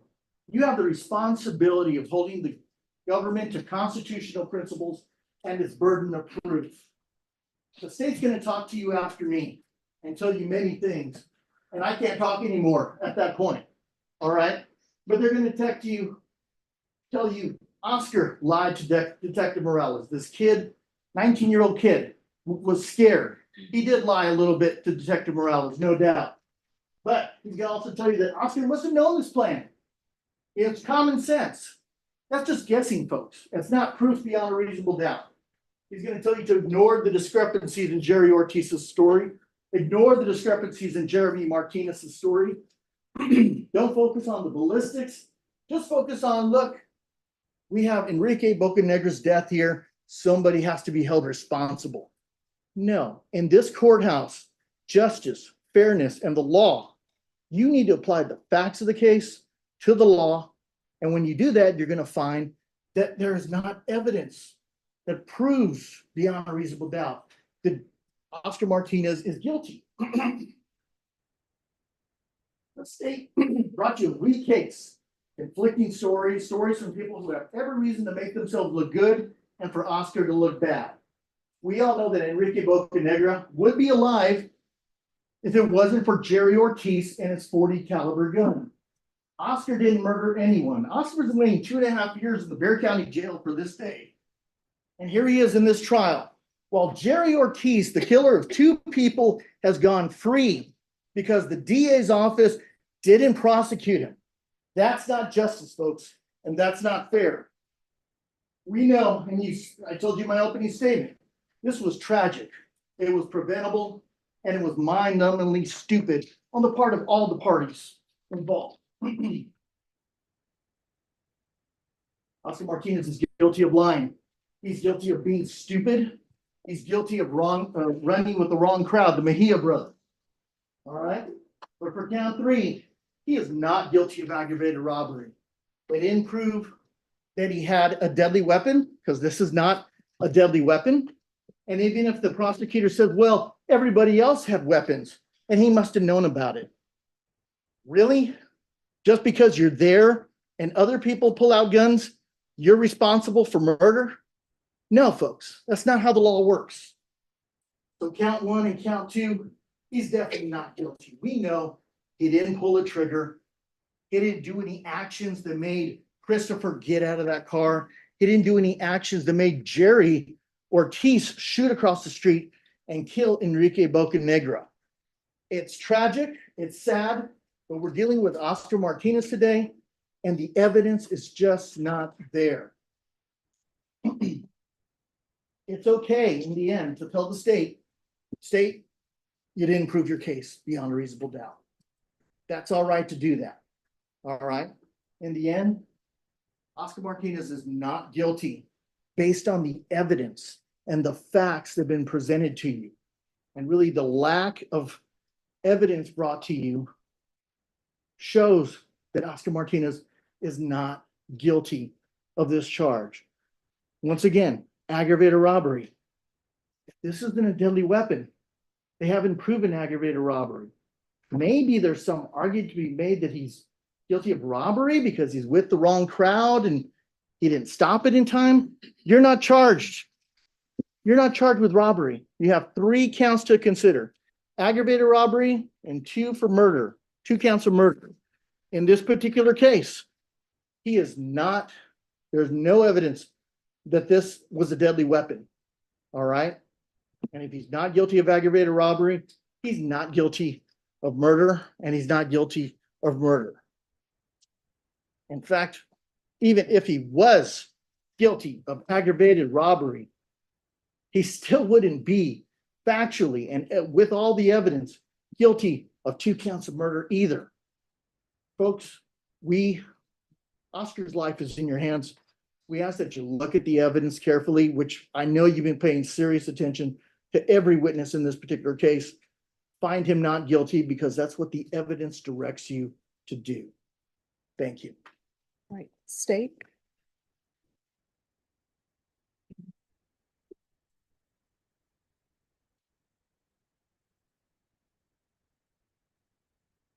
This case is about holding Oscar responsible for his actions. That's what the state's been trying to do from the beginning. We've said from the start that Oscar did not fire the gun that killed Christopher Mejia or Enrique Bocanegra. We've said that it's been Jerry. You're truthful about that. This trial has not been about who fired that gun. It's about whose actions played a role in what then led up into that gun being pulled and fired. Now, Oscar's been avoiding responsibility from the very start. The very first key piece of evidence that we have is that video, that surveillance store video that shows the robbery. Well, we know it's a robbery because Jerry's giving items up. He's taking off his shoes. He's going down to his socks. He's complying along every single step. Jerry doesn't pull out his gun to defend himself at that point, because at that point, it's not safe for him to do it.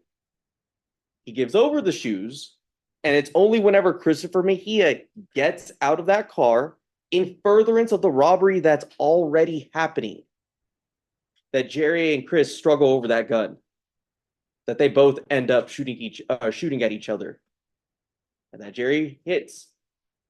He begins firing at the car full of people who have just pointed firearms at him.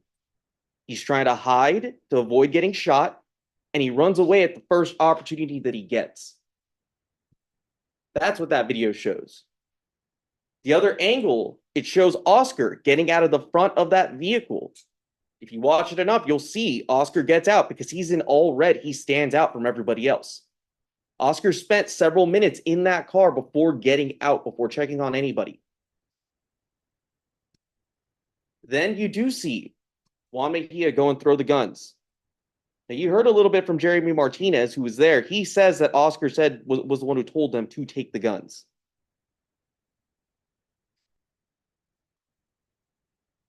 From the start, Jerry's cooperated without a deal in place for his own immunity. That deal that was signed did not give him any immunity from prosecution.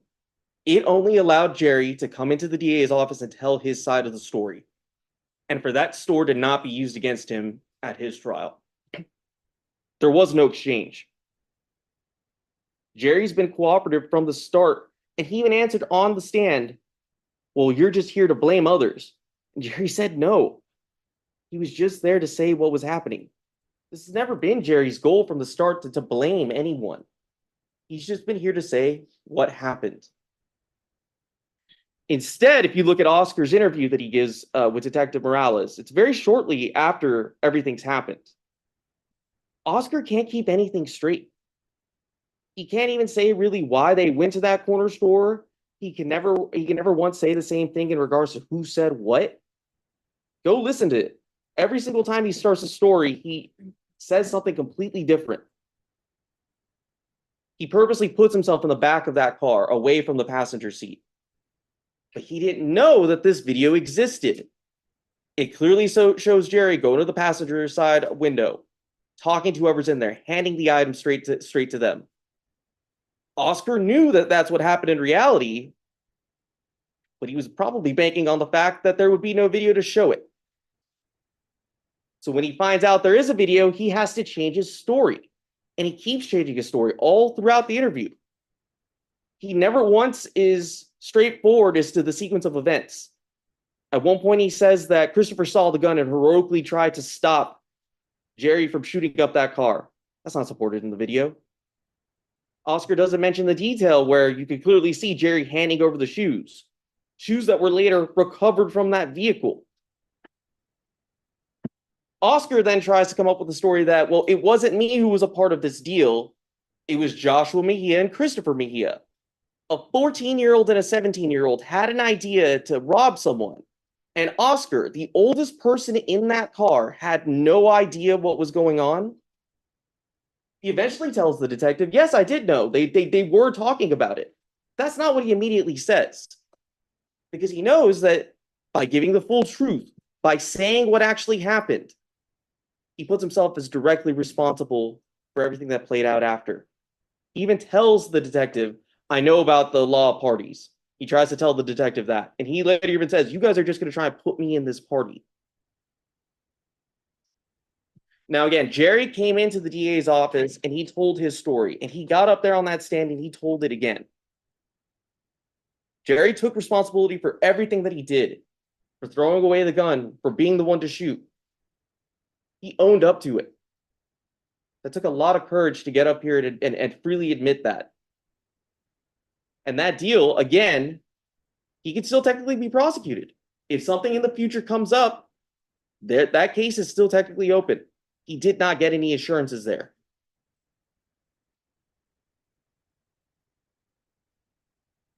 Almost everything Jerry says is corroborated by the evidence, by the video. You see exactly what Jerry was talking about when he gave his statement. It syncs up with almost all the video that we have. And what does Jerry say? He says that it's Oscar Martinez sitting there with a gun, cradled right here to show me. It doesn't matter what type of hand he has. All he needs is his finger on the trigger and the gun pointed that way. And Jerry hits on that detail. And he's sure to say that I was terrified. When I looked in that car, everyone had a gun pointed at me. That's probably the most pressure that Jerry has ever faced in his entire life.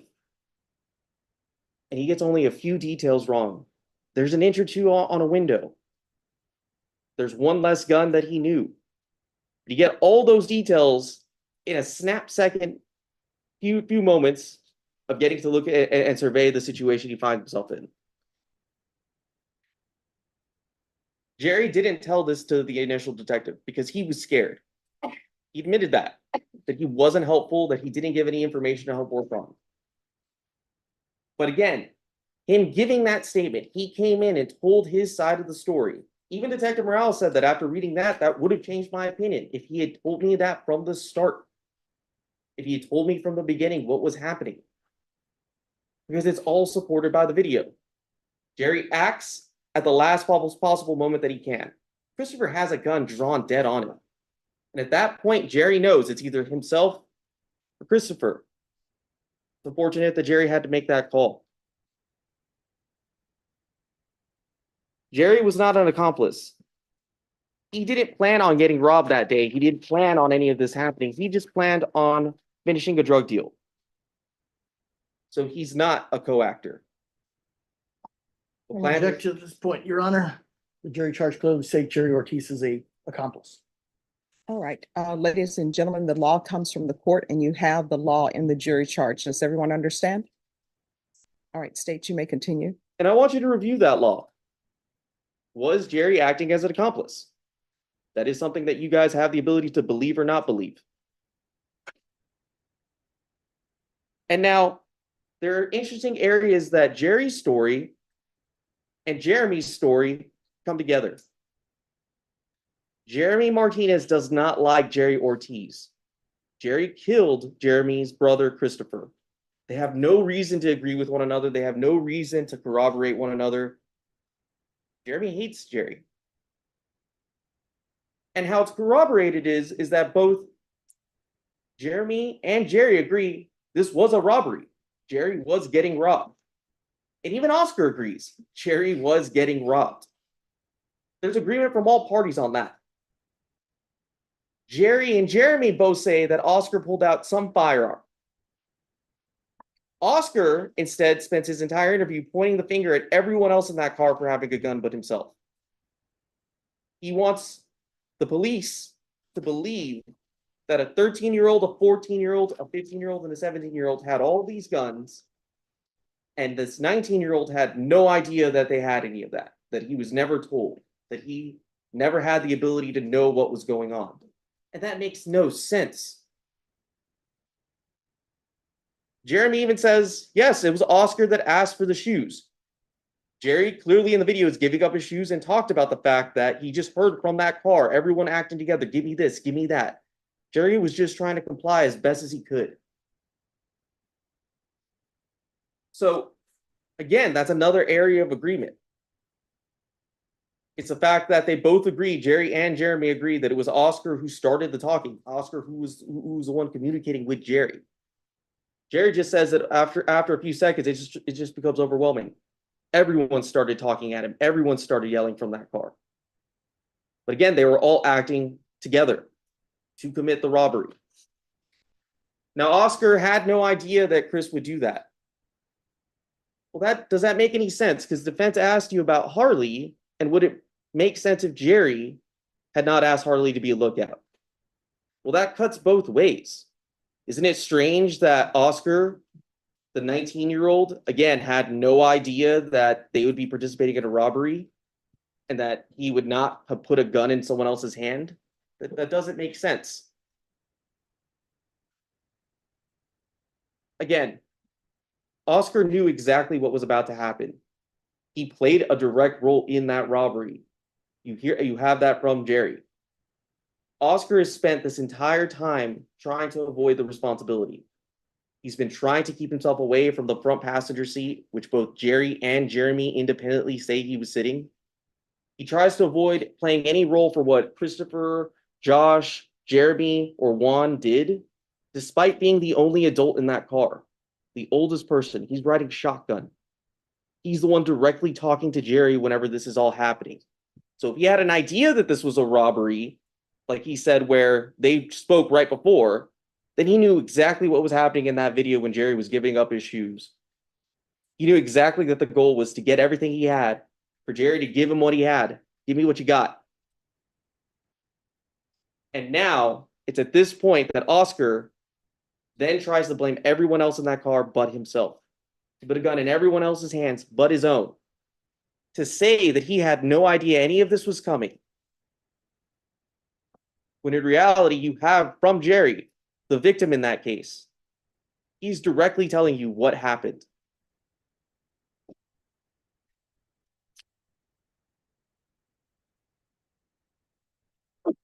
Now, the defense has been bringing up that mere presence is not enough, and it's not. Just being there is not enough. But you have one source directly putting a weapon in Oscar's hand, starting the entire robbery. Another source says he has a weapon, but it's different just slightly as to what exactly he said. And then there's Oscar saying, I had no idea any of this was happening. I had no idea what they were going to do. And I played no role. Even though he's the one that Jerry is directly talking to in that front seat passenger at that window. Oscar knew exactly what he was doing. And he knew from the start in his interview that he had to blame anyone else but himself. Why he tries to blame Jerry at first, hoping that that will cover for him and his friends. He then blames Christopher and Joshua. Christopher's dead. He can't defend himself. And Joshua's been shot. He tries to blame all the minors in that car. Even though, again, as the oldest, he has the ability to say no. He has the ability to ask where we're going. Oscar wants you to believe that none of that ever happened, that he never once thought about asking where we're going, what we're doing, none of that. Jeremy brings up Oscar's the one that directed them to hide the guns. Now, I know there are issues with Jeremy's testimony. That does match up with the video that Oscar was in that van, in that Suburban, far longer than the other people were. That corroborates what Jeremy's saying. Jeremy was upfront with his brother's involvement. The only time he didn't want to give more was because he wanted to blame Oscar. That's what Jeremy came in here to do. And Oscar earlier tried to blame the Mejias. There's only been one person who's been consistent this entire time as to the fact that it's everyone in that car's responsibility for what happened.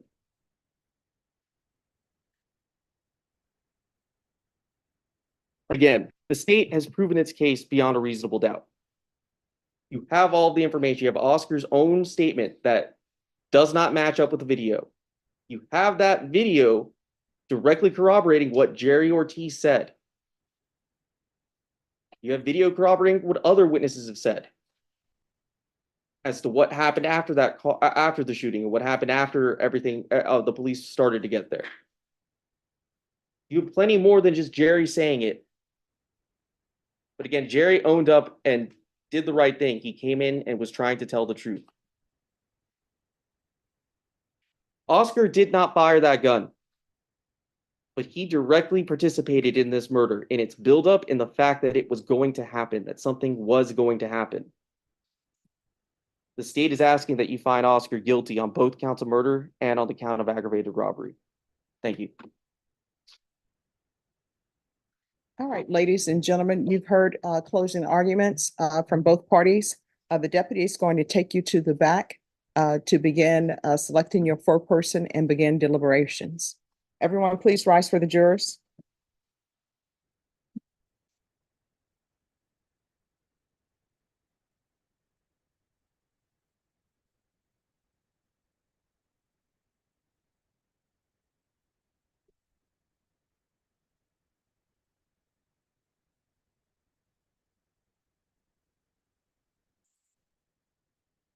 All right, everyone, please be seated. State, because defense went longer in their closing argument, I allowed it because this is an important case, but I gave you all extra time as well. Yes, ma'am. All right. If you all want to make sure that the exhibits are the way they're supposed to be so that the jury will have what they need, of course, the guns are not going to go back unless it's requested.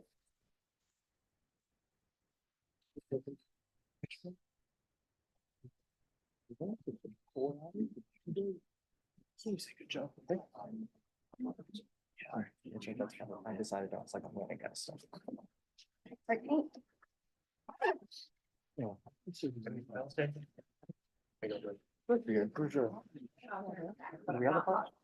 Oh yeah, I think I looked it up. That is a little bit back there. Yeah.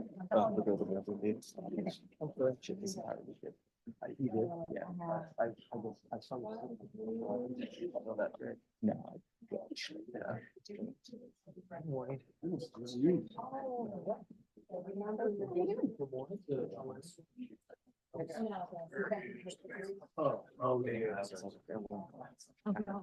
Sounds like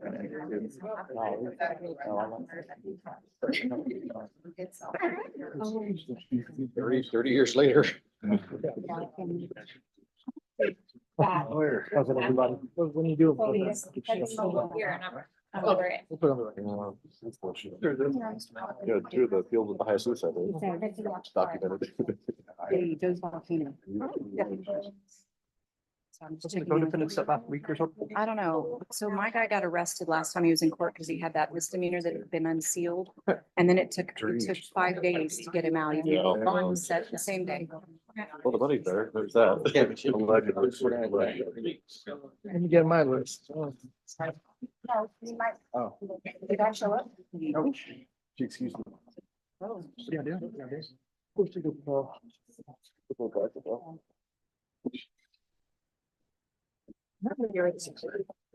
That demonstrative is something bring it. Nice view. Yeah. I haven't admitted. Yeah, GSR report. I had one. I think it's. Board guy. But I think she picked up like. Now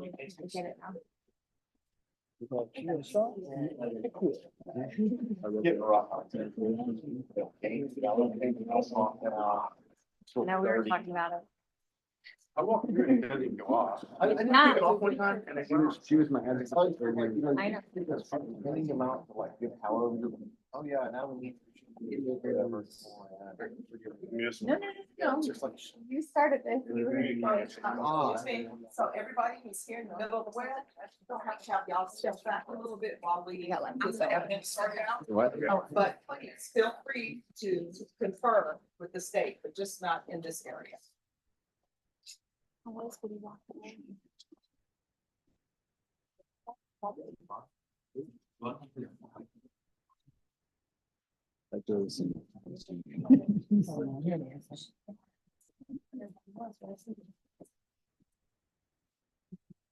you know? I have no clue. Yeah. And still there's.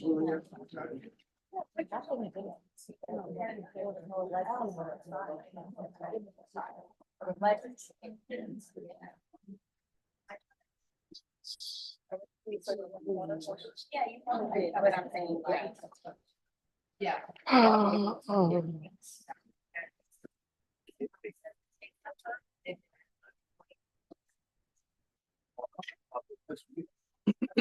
Mhm.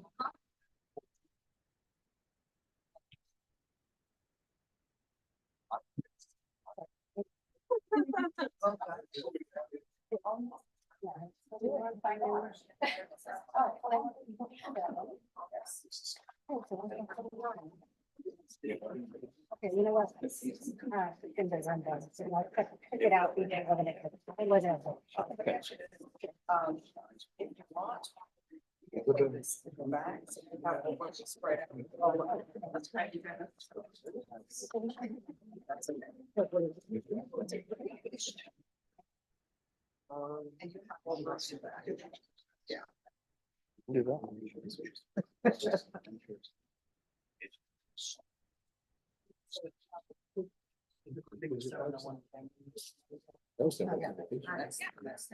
This is. So then I'll have to.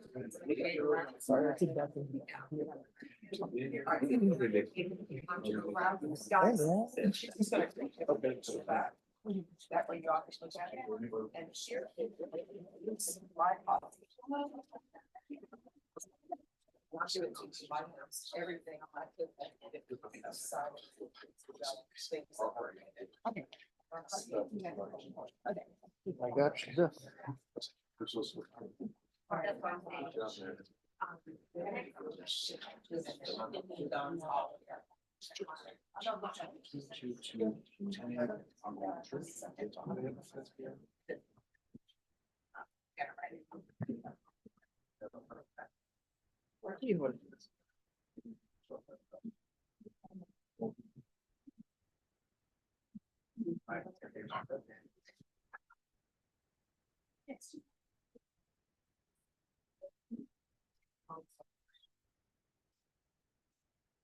Lot of sharpness.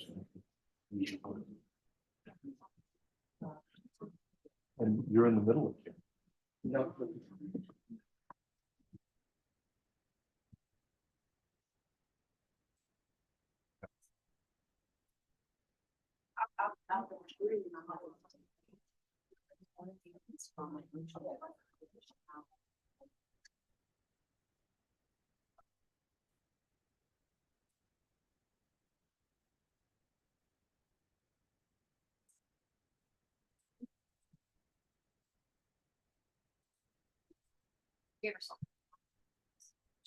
This is Jason and Garahan, and my password is expired and it won't let me log on. I'm in the court. Does that matter? Or do I have to be? Okay. What's expired over the weekend?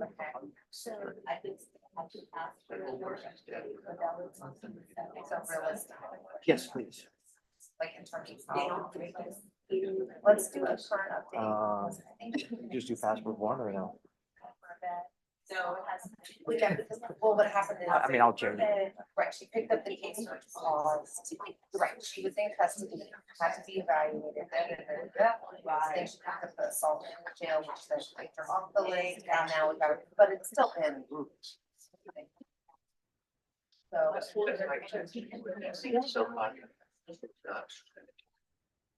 Okay. I don't think that's to be unfair.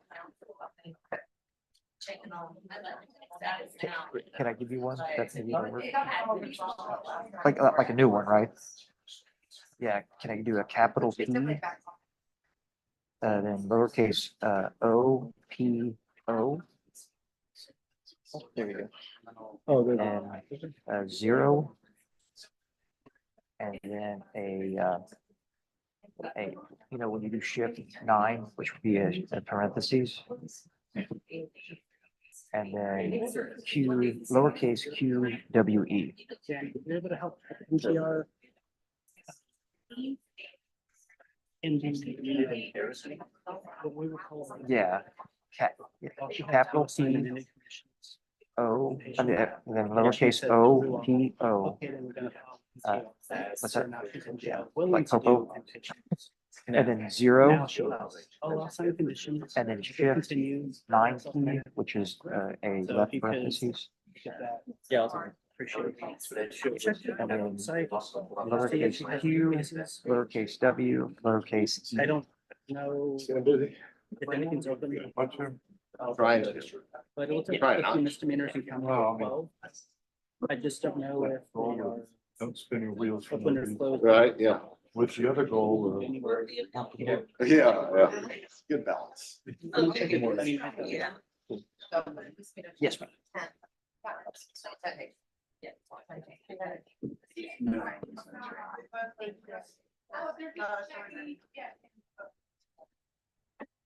Hello.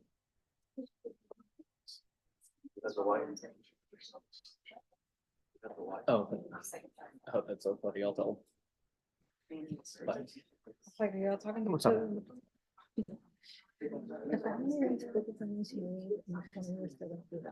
Yeah.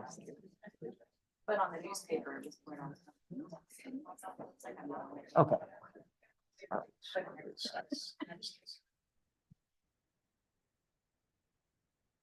Oh.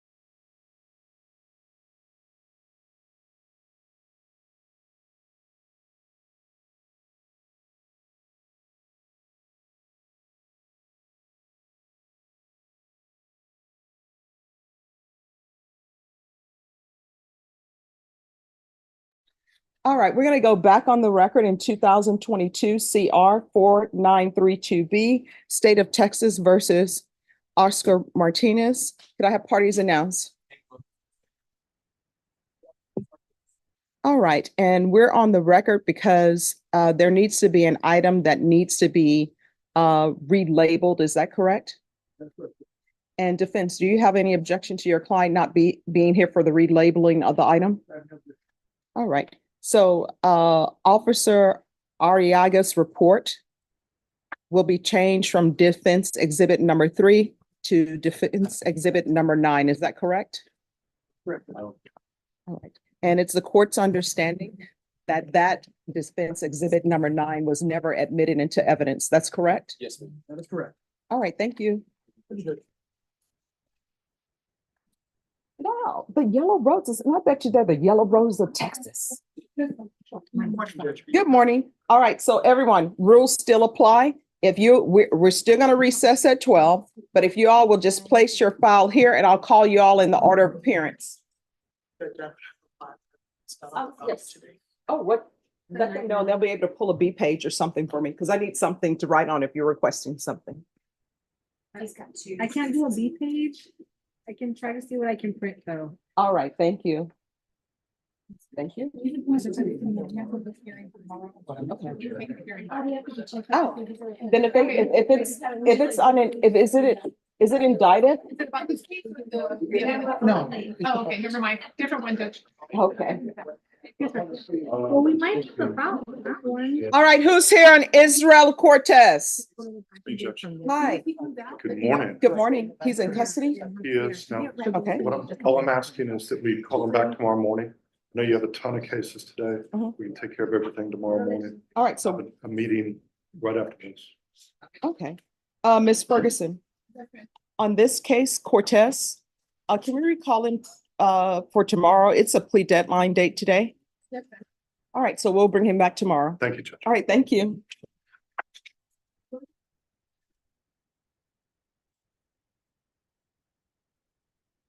State, Israel Cortez is going to be recalled tomorrow. Yes, and it's a plea deadline date.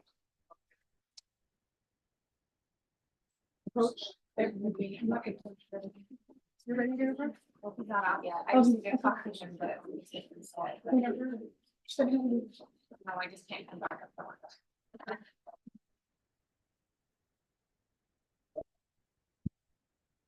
Mariano Rendon.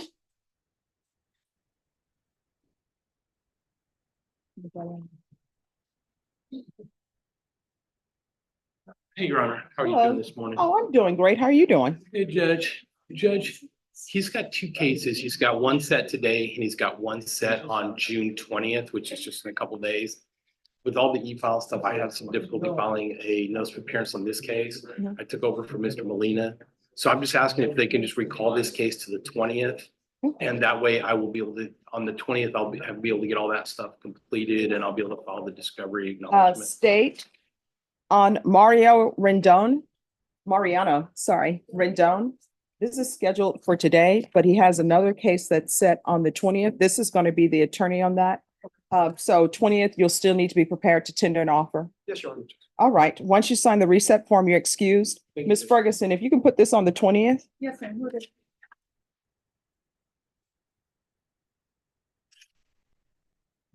And counsel, make sure your client is on time next time. Yes.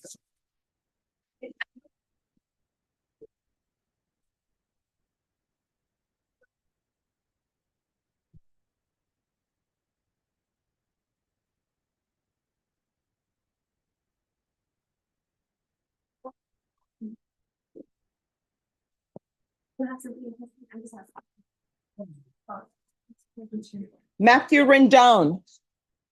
He's here, Judge. Oh, is he? He was the one we just called. Oh, Oh, is he? Matthew's a different Yes, one. Matthew. Who's here for Matthew Rendon?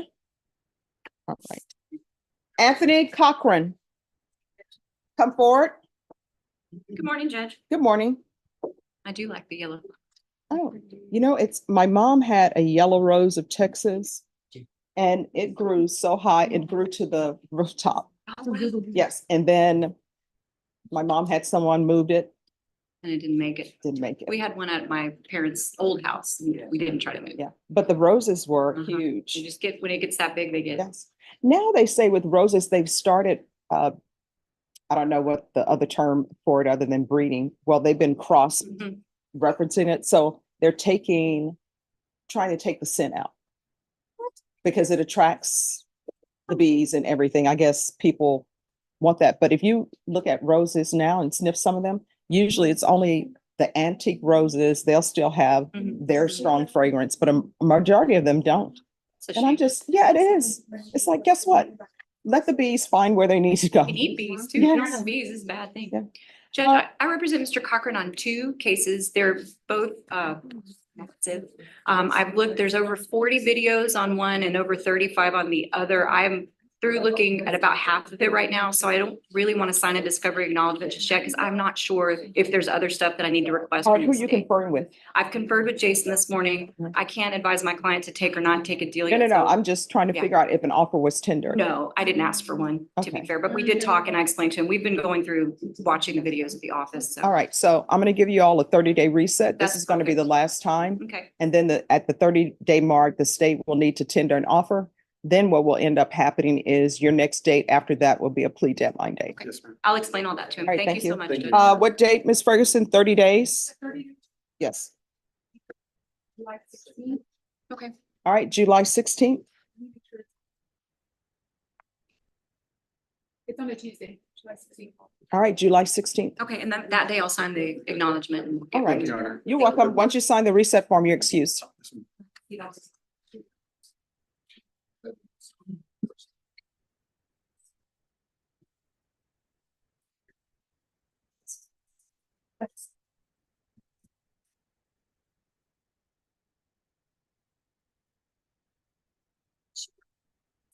Oh, does she? She puts on my downloaded comment to delivery. Oh, She labels them. that is awesome. She also did a law school. Oh my gosh, I'm so excited. See, it will be it will be a mother-daughter duo. Have mercy. Well, my brother starts in August, so. Oh, wow. And all. So he's finally gonna do it. That is awesome. I always thought he should. He's doing the part-time, so he'll keep working for us, but, be able to go. We're excited. All right, who's here on Joseph Ramirez? I was here last week on Mr. Ramirez, Yes. and you asked that we file a motion.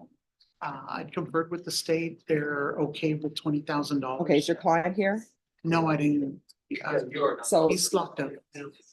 so what we can do is we can recall it for tomorrow, but they have to be present. The law has changed, so there are questions that I need to ask of him related to conditions and everything. So Okay. I can have them place him on the docket for tomorrow.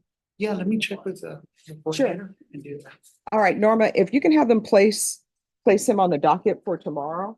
If it's doable, Deputy Laura. Are the parties here on Matthew Rendon?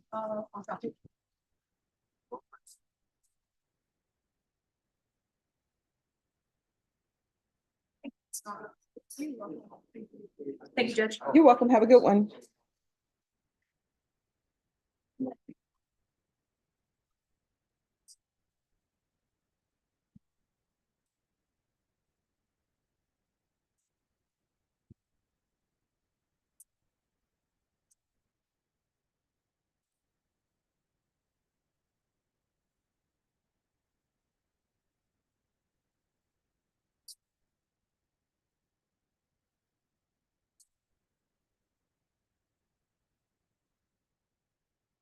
So Deputy Laura, it brightens the day. In the car, it brightens the day, with the sunflower.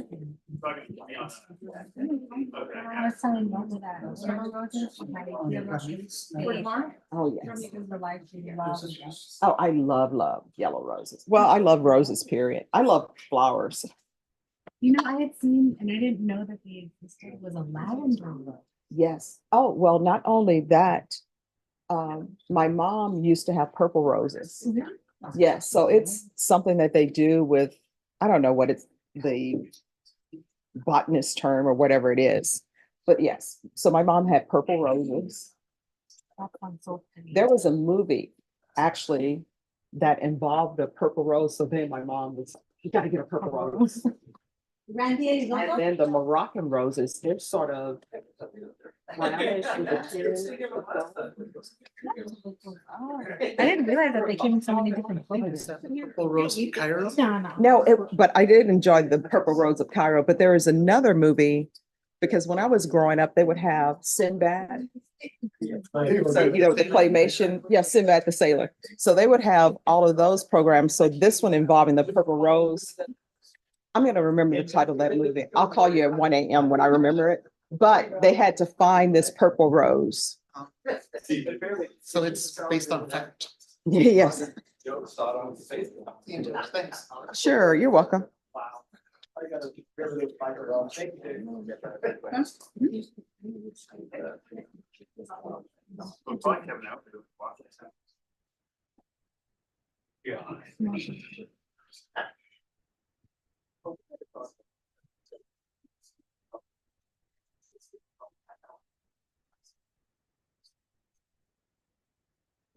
Deputy Laura, did you all want to go ahead and place the order?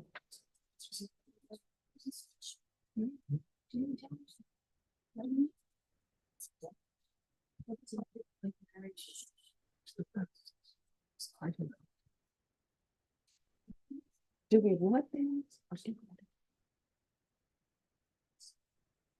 You're gonna be there all day. Hmm. You're gonna be in there all day. Yeah, that's why we should go ahead and order. You as well. Let's do that, but make sure I get.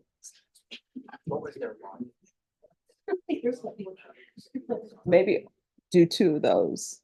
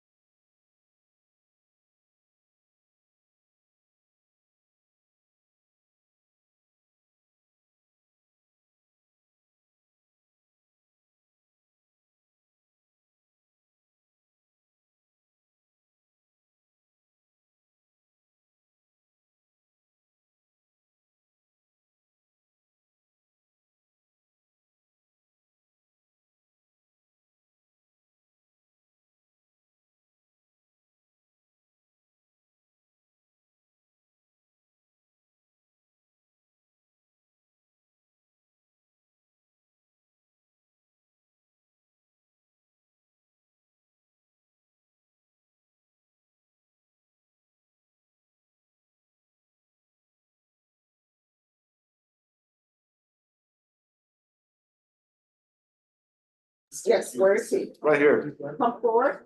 Dressed all nice, coming up here. I'll bet you on this side. Yes, ma'am. Slide to the left. Hello. Hi, counsel, have you received all the discovery? Your Honor, I think I have. I want to have, when we talk, this is officially our first setting. And state, were you able to tender an offer yet or no? Not today, Your Honor. There's been a discussion about an offer. It's just that we want to try to contact the victim in this case. All right, Ms. Ferguson, can you give me a 30-day reset on Anthony Villarreal?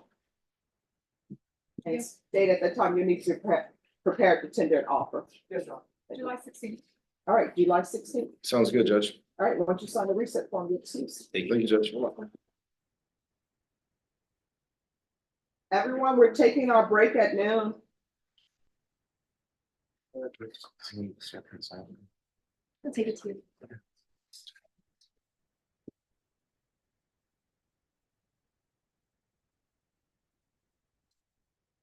I think I'm gonna have to finally give in and go to the defense. I think I'm gonna have to finally give in and go to the defense. I'm having a headache and I feel it's because of the. Hey, is Villarreal on? I held it off. I didn't see him. Gotta go.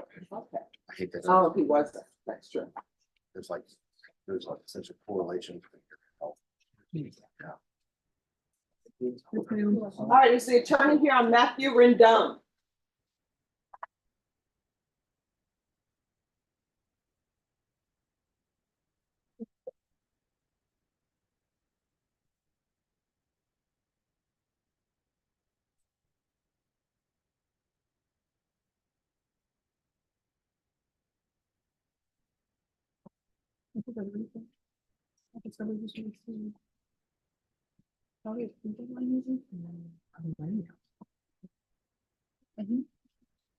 You want me to put it at same? Not yet. All right, just give me 2 minutes. I need to call my mom very quickly.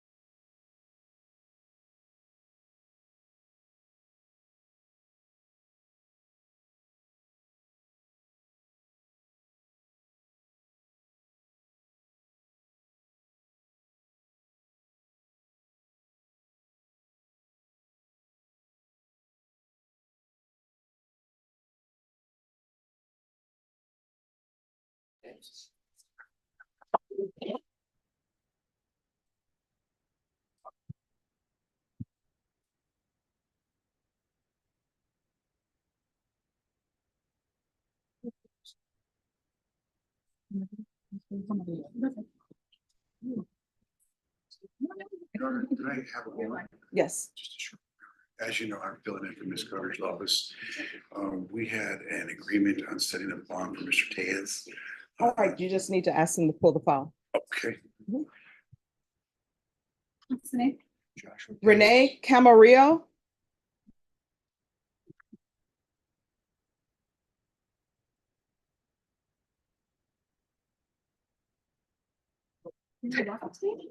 Special setting just because the judge wanted this. Okay. So you need to go to. Hello.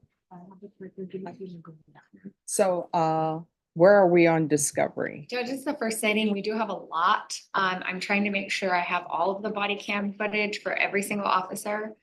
It's a lot to go through, so I'm still working on it. I have a lot, so I may have it all, but at this point, I'm not confident and able to tell you that I'm not missing things. All right. I did file a motion to suppress on this case. I'd like to have a hearing before trial if possible. Motion to suppress what? Statements. All right. Of your client? Yes, Judge. Okay. All right, Ms. Ferguson. On this case, recall it for discovery. Mr. Camarillo, we're going to recall this for discovery in 60 days to give your attorney to make sure, time to make sure she has everything. And state you believe you've uploaded everything? I just checked the case out on Thursday or Friday of last week. I believe most of the videos are there, but again, that's not to say that maybe one's missing or something. And if it comes to light, we can definitely obtain it. All right, if you're, Norma, a 60-day reset. 60 days runs on a Friday, Judge, so I'm gonna put it for August 19th. It'll be a Monday. All right. We'll be back on August 19th. August 19th. Do you have any questions? No. All right, so we'll bring you back on August 19th. What's going to happen on August 19th is just a date to make sure that your attorney has everything about your case. You understand? Yeah. All right, thank you. Thank you, Judge. You're welcome. Go have a seat. All right.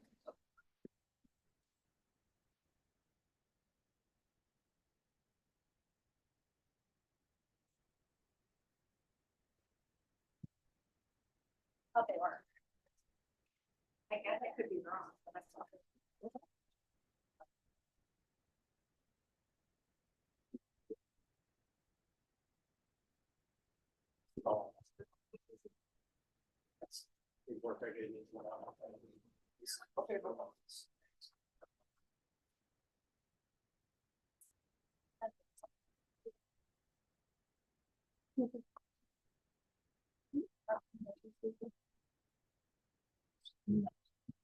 Joshua, tell us. Yes, Your Honor. All right.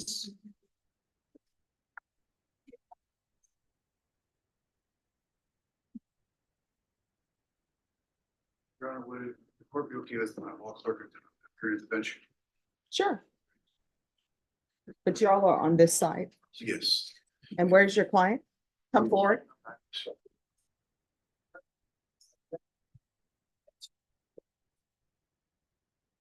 Introduce yourself to the judge. Your Honor, I'm Miguel Esparza. Hi.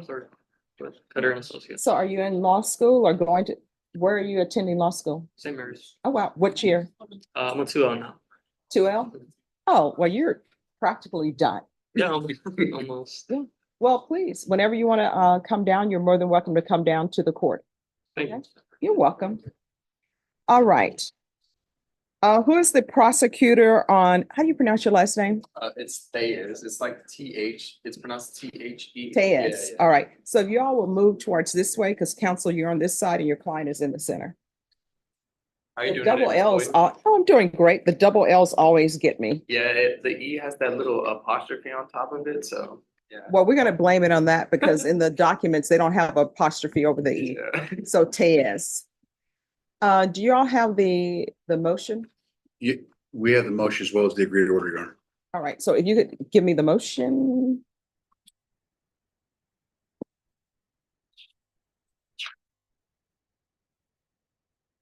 Okay, thank you. All right, court is calling 2020 CR 2266B, State of Texas versus Joshua Tayez.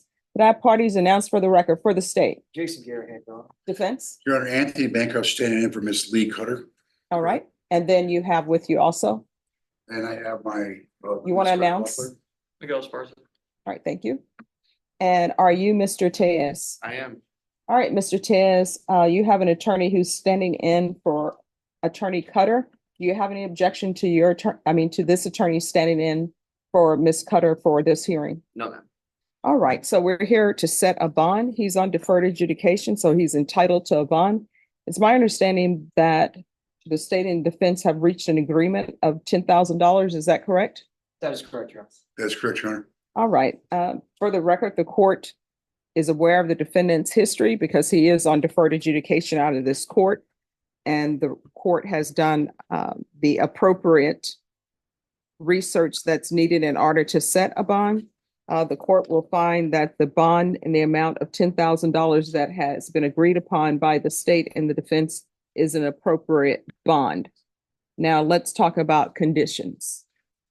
based upon your history, the court is going to order that you do weekly UAs with probation until your case is heard. Do you understand? Yes, ma'am. And we're going to set this, normally we need a hearing, just set it for a contested hearing. I don't know if it's going to be contested or not, but we'll put it on a contested date.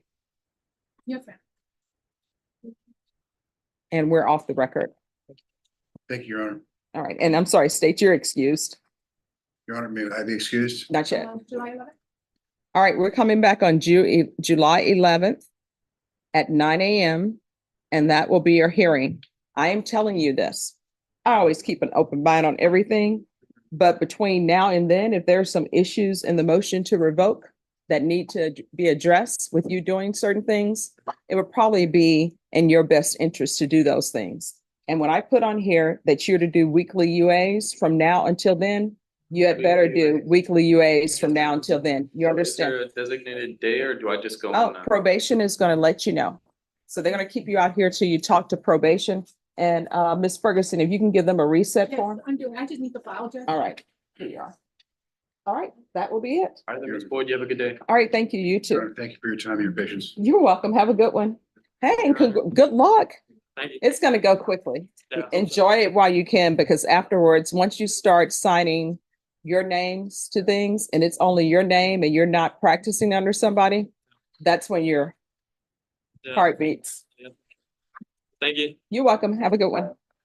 All right, anyone here for Matthew Rendon? All right.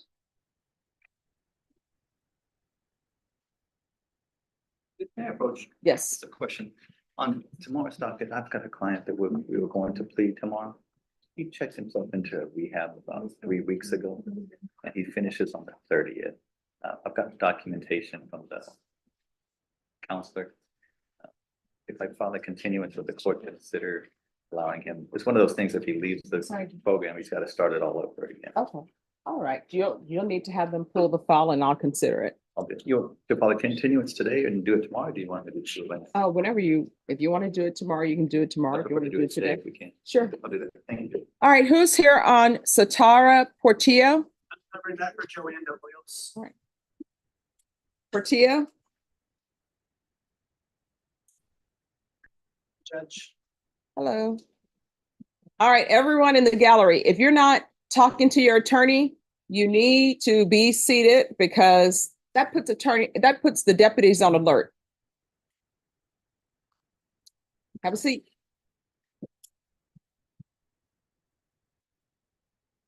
All right, court is calling 2023 CR 2172, State of Texas versus Satara Portillo. Could I have the parties announced for the record for the state? Daniel Escobar for the state of Texas. Defense? The attorney of record is Joanne Hoyos. Joseph Statesman standing in. Ms. Portillo, will you give this court permission for me to do this in place of Ms. De Hoyos? Yes.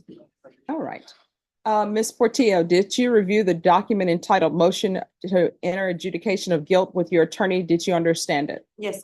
Are you the same Satari B. Portillo who was placed on deferred adjudication in 2023 CR 2172 for the offense of possession with intent to deliver a controlled substance penalty group 1, 4 grams to 200 grams on July 27, 2023 for a period of 8 years? Is that you? Yes, ma'am.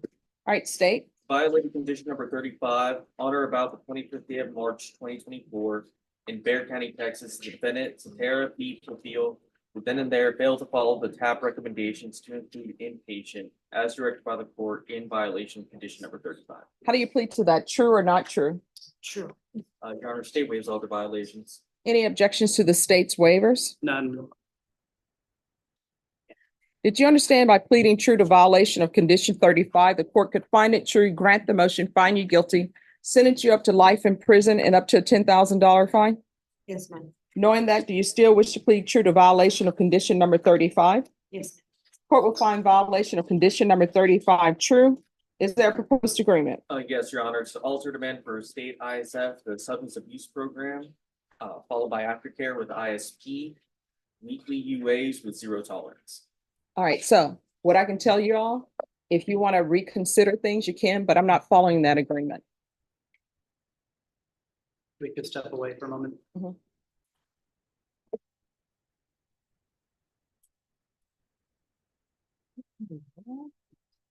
Kevin Curiel? Yes.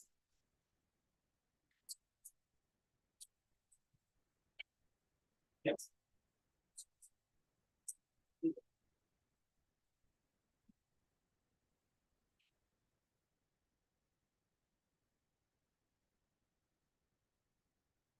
Hello. So the last time we were here, my understanding, all discovery was received.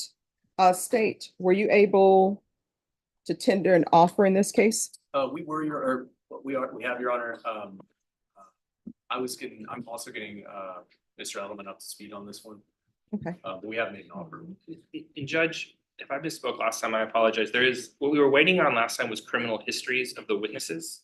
And we still have one criminal history outstanding. And so I've asked for Who that. is that? That's of Moses Leal. Yes, Your Honor. We've sent an email to our investigator to pull that TCIC and CIC, Your Honor. Okay. All right, Ms. Ferguson, Yes, sir. if you can reset this for 30 days, that's your plea deadline date. Thank you, Judge. You're welcome. All July 16th, sir. right, so we'll be back on July 16th. On July 16th, you'll need to let the court know whether or not you're accepting the state's offer. State, you should be able to have the criminal history of the witness they're seeking well before then. Yes, ma'am. All right. So they'll have that before you before the end of June. Thank you, Judge. All right, thank you. May we be excused once we get the Once you reset? sign the reset form, you are excused. Thank you, Judge. Thank you. All right, thanks. Orlando, Walter Weller. Morning, Judge. That's a client that I just discussed with you. All right. So he's being released June 30th? That's what I was told yesterday. Okay. And he'll be a plea. We had All right. scheduled this for. Norma, yes, ma'am. on this one, they say this is going to be a plea. However, he is in rehab. Okay. And they say he'll be released on June 30th. So can we recall this for maybe the 1st? Yes, sir. All right, so we're going to come back on July 1st.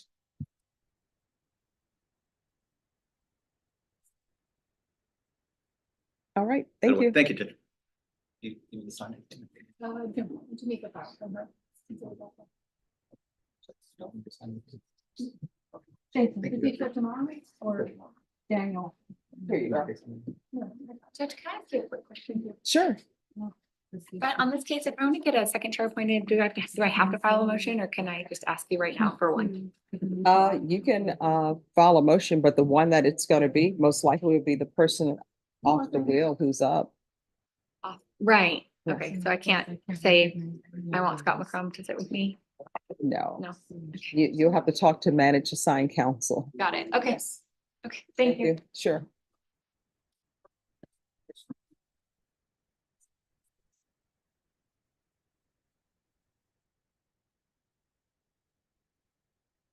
And Mr. McCrum, I'm fine with saying that a second chair be appointed, but they changed the rules, so you all will have to talk to manage assigned counsel and see if manage assigned counsel will. Specifically allow. Yes. Okay, thank you. You're welcome. Thank you. You're welcome.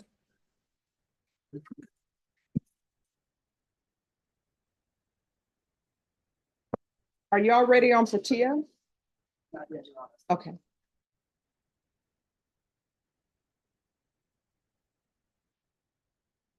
You can. You too. Thank you, Judge. Have a good day. Oh, Norma, were you able to order? Yes, ma'am. All right, so what we'll do is we'll take our recess once lunch arrives. Okay. Excuse me. Excuse me. Oh, not you. Here. Oh, Robert Mauer, you made it back.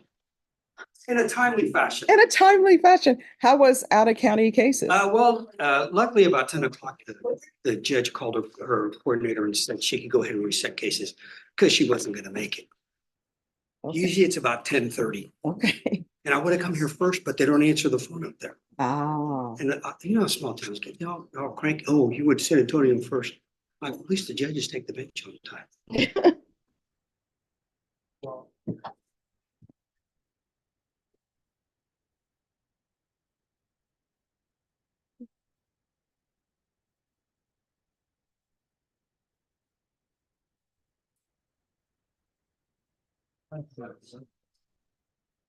Vashon, on Mr. Joshua Tejas. He is in custody. And here's the case number. Could you give that to her, please? Jennifer, could you give that to Vashon? So bond was granted. And I'm ordering that he do weekly UAs with probation until his case is set. And we already have a date for contested.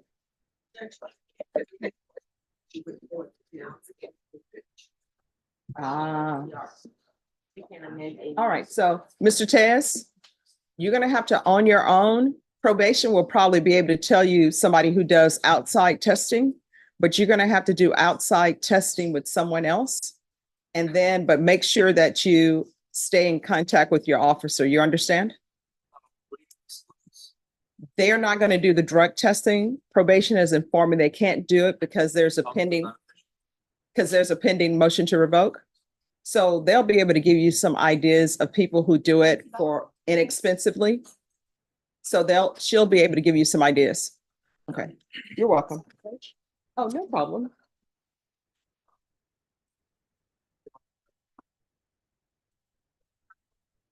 And Mr. Tejas, if there's an issue or you don't know where to go, come to court and I'll find someplace for you. All right, thanks. I think it's great job.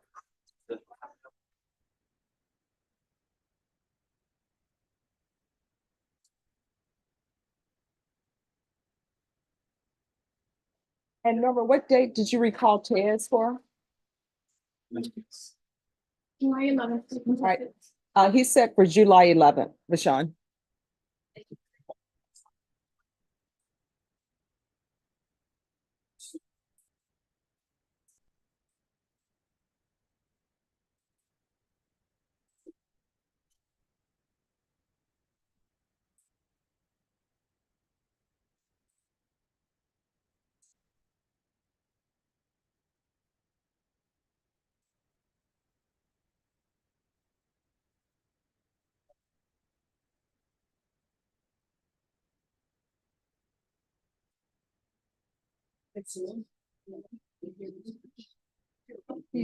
Oh, thank you. All right, who is here on Vince Ibarra? The attorney for Vince Ibarra. Who is that attorney? Orlando?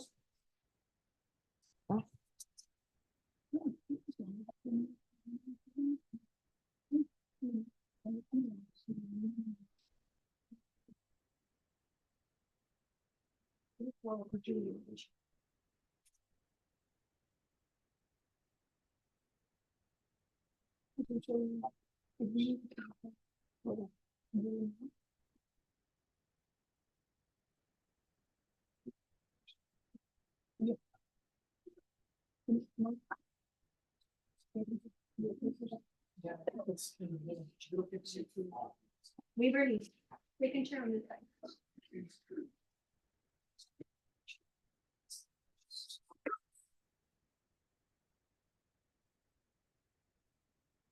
Vince Ibarra. All right, Vince Ibarra, come down. So much time, Mr. Barr. That's what I'm doing that.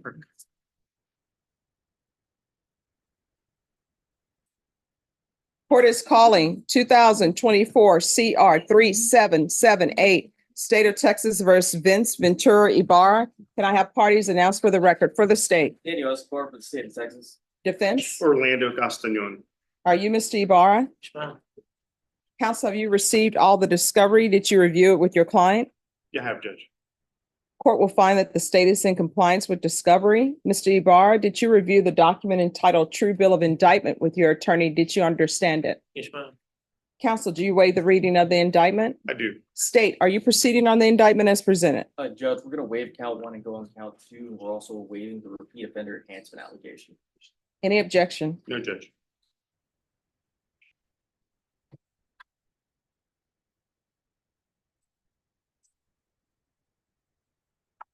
Did you review the document entitled Court Admonishments and Defendants Waivers and Affidavit of Admonitions with your attorney? Did you understand it? Did you sign it in all the appropriate places? Yes, ma'am.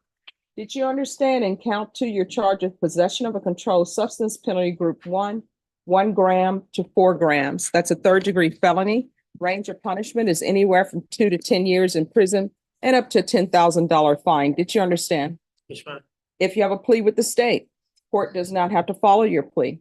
If for any reason the court does not follow your plea and gives you more than you bargained for, the fact that you entered a plea will not be used against you and you will be allowed to withdraw your plea. Did you understand? Yes, ma'am. Did you understand you have a right to jury trial, a right for you or your attorney to cross-examine and confront any witnesses the state will call in the right to remain silent? Yes, ma'am. Did you understand by entering this plea, you were giving up those rights? Yes, ma'am. And did you intend to give up those rights and enter into a plea in this case? Yes, ma'am. Counsel, has your client been able to provide you with any defenses? Yes, Judge. Do you believe he has a rational as well as a factual understanding of the charges against him? I believe he does. Do you believe he's currently competent and was legally sane at the time of the offense? Yes, Judge. Mr. Ibarra, has anyone threatened you, coerced you, or placed you in fear to get you to enter the plea?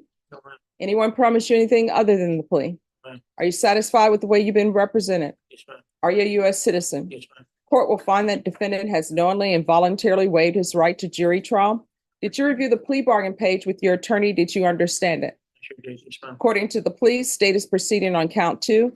Punishment is to be assessed at 4 years in the prison, and there are no applications. Did you understand that to be the plea? Yes, ma'am. Defense, is that the plea? Yes, Judge. State, is that the plea? Yes, Judge. Did you review the waiver of appeal paragraph with your attorney? Did you understand it? Did you sign it in both places? Yes, ma'am. Did you understand by signing that you're waiving your right to appeal? The only items that can be appealed are written pretrial motions that have been filed, heard, and ruled upon by the court. Did you understand? Yes, ma'am. Counsel, are there any such motions? No, Judge. Then to count 2, how do you plead? Guilty, not guilty, or no contest? No contest. State any evidence. State document exhibit 1 and all attachments. No objection, Judge. All right, did you review the document? State, you may be excused. Did you review the document entitled Waiving Consent to Stipulation of Testimony and Stipulations with your attorney? Did you understand it? Did you sign it in all the appropriate places? Yes, ma'am. Again, did you understand you have a right to jury trial, a right for you or your attorney to cross-examine and confront any witnesses the state will call in the right to remain silent? Yes, ma'am. Did you understand that today the state will be presenting evidence in the form of witnesses' statements and police reports, but most importantly, there will be no live testimony? Did you understand? Yes, ma'am. Court will find that defendant has knowingly and voluntarily waived and consented to stipulation of testimony and stipulations. Court will accept into evidence states exhibits 1 and attachments, and the court will review the same.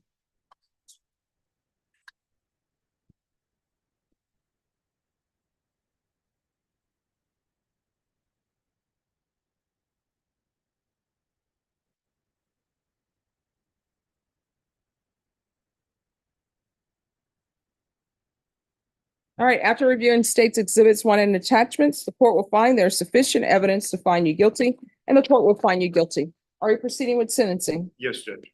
Anything that you wish to say on behalf of your client? Just judge that, believe this is a fair agreement. He understands he has an addiction and that he is looking to address that. He does have a parole case that we asked that this be run concurrent with. That cause number is 2022 CR 2107. He's currently out on parole and awaiting a revocation hearing on that. All right. The court is going to find you guilty. Court will sentence you to 4 years in the prison. Give you credit for any time served. There's to be no contact with Margaret Marie Gomez. This is run concurrent with 2022 CR 2107. I'll request the therapeutic community. The therapeutic community does not increase the length of time you're in custody. It's just a program that potentially could help you if you're accepted into it to kick your drug addiction. You understand? All right. Did you review the document entitled Trial Court Certification of Defendants' Rights to Appeal with your attorney? Did you understand it and did you sign it? Yes.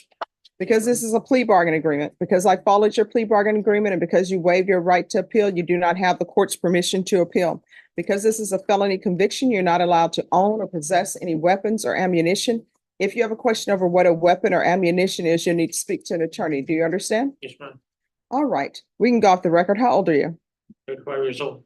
All right, so you're getting close to where you're going to have more of your life behind you, in front of you. You're going to have to make some decisions on what you want to do with the rest of your life. If what you want to do with the rest of your life is spend the rest of your life incarcerated, Texas will definitely provide a prison for you. You understand? All right, good luck to you. Thank you, Judge. You're welcome. Isaac Cabello. Judge, that's my case. It's an agreed travel permit. I talked to Jason Garrett and he agreed to it. Okay. Yeah.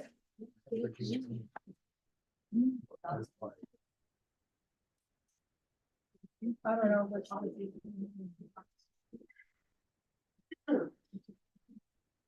Rendone's.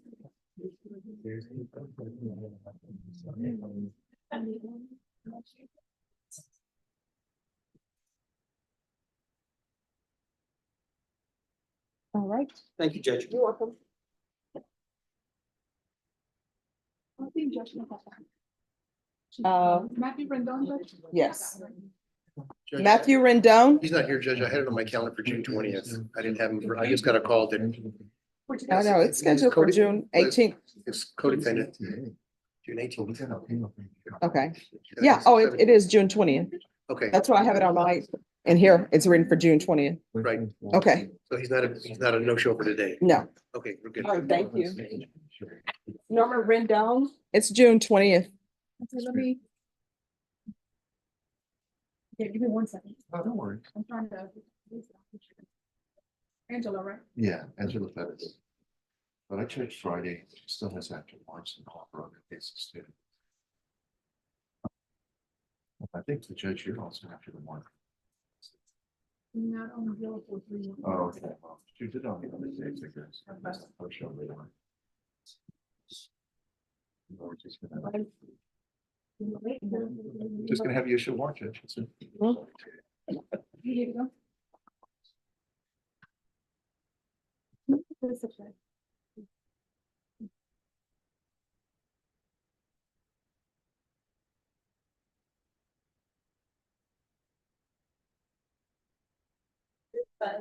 That's not as. The busy man.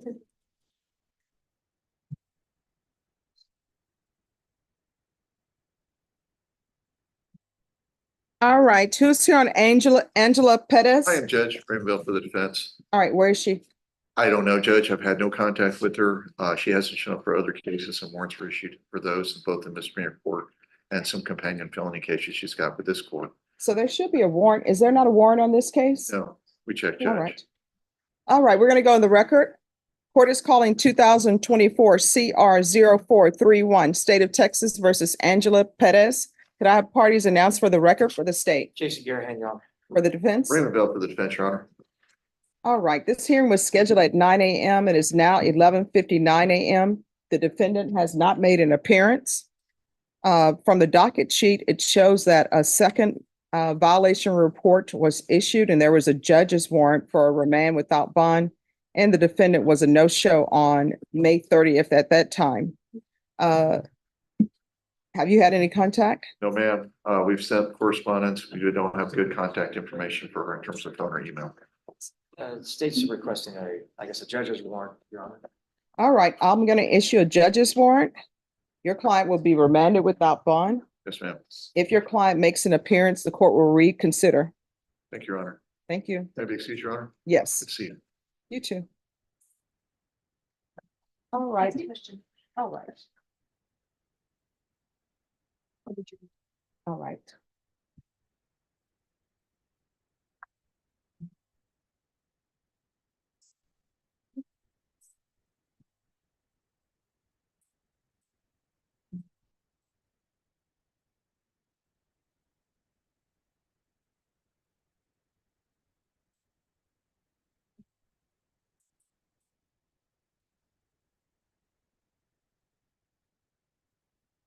I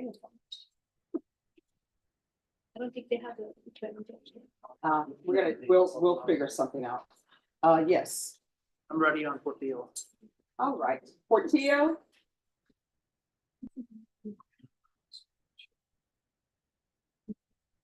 We're gonna go back on the record in 2023 CR 2172, State of Texas versus Satara Portillo. Could I have parties announced for the record? Daniel Escobar for the state. Joseph Staten, continuing to fill in for Mr. Hoyos. All right. The defendant had entered a plea of true to violation of condition number 35. Do you wish to continue with your plea of true in violation of condition number 35? Yes. All right, the court will find violation of condition number 35 true. Is there a proposed agreement? Your Honor, if I may, Yes. I discussed this with the COO, Ms. Abrams, and ADA Daniel. My client is asking to be continued. We had a recommendation that was a three-way agreement. I understand the court didn't want to follow that. I had proposed something to Daniel. I'm hoping that you would consider this. But just some background a little bit first. Her prior MTR was disposed of February 27th, 2024. But she was booked February 3rd, 2024. So from February 3rd till today, according to the clerk, it's 137 days. So she's had the equivalent of a, not court ordered, but equivalent of a 4-month jail sanction. She will admit, well, she did admit that she refused to sign conditions for inpatient. She's willing to do not just ISF, she's willing to do SAT-F. She's willing to redo all her classes. She's been in jail for quite a long time. That's her own mistake. She admits that she didn't want to sign it. Maybe she was reluctant to, but she thought that she was supposed to get out, have court, and come back and do things, and she never left the jail. And out of frustration, she didn't sign the conditions. No, I don't think she's a good candidate for probation. She was supposed to sign the conditions, the TAP recommended inpatient treatment, and she didn't do it. So I don't think she should be continuing on probation. She was given opportunity, and counsel, as you just stated, this is not her first motion to revoke. Her previous motion to revoke was on February 27th, as you stated, and there was a violation of condition number 1. And I ordered that there be a TAP evaluation in custody to follow those recommendations. And she decided that she didn't want to follow those recommendations. I don't see how there's anything that I can do anything for her. People don't get it. You're not supposed to, when the court orders you to do something, for example, to help you by following the recommendations of TAP. TAP recommended inpatient treatment. And I know sometimes people get to talking to people at the Bexar County Jail. And when I say people at the Bexar County Jail, I mean other inmates. And they give people advice, and people want to follow the advice of an inmate, not realizing that, guess what? That person is in custody. But I made an order, and we can't do this thing where I order somebody to follow the TAP recommendations, and the TAP says inpatient, and then somebody says, I'm not signing to go to inpatient. And then what ends up happening when reality hits that your range of punishment is 5 to 99 years or life, then people come before the court and they want to say, oh, you know what? I changed my mind. Now I will do inpatient treatment. So that's where we are. And I don't Your think Honor, she's a good candidate. she's also willing to take a felony conviction, change it from deferred to straight probation. She's willing to do the harsher inpatient treatment program with 0 tolerance. It was a poor decision for her to not sign that. 4 months she's been in here. She's willing to sign this, willing to do this, and even add to these conditions. I just don't think she's a good candidate. If somebody wants to argue to me why she would be a good candidate for probation, when this is her second motion to revoke, and I ordered her to follow the recommendations of the TAP evaluation, and she didn't want to follow them. But now she does because, I don't know, I guess she thought a motion to revoke would not be filed against her. Yeah, I didn't know that that's what would result. Ah, I so thought these are called consequences. Well, Your Honor, also the charge itself, people who are affected with these substances may not make the best decisions in life. To prevent her from reoffending in the future, relapsing. And she's willing to do even more intensive inpatients. But she's charged with possession with intent to deliver, and I understand that sometimes when people have possession with intent to deliver cases, sometimes they're selling because they're also using. But the amount of methamphetamine she had was 27.980 grams. I don't think probation is appropriate for her. I'm not going to continue on probation. I'm going to revoke her and find her guilty. Does anybody wish to speak to punish her? Defense would ask for the minimum time, Your Honor, with credit for time served. All right, I'll sentence her to 5 years in the prison. Give her credit for any time served. And I'll ask for the therapeutic community. I'm going to show you what's entitled Trial Court Certification of Defendants' Rights to Appeal.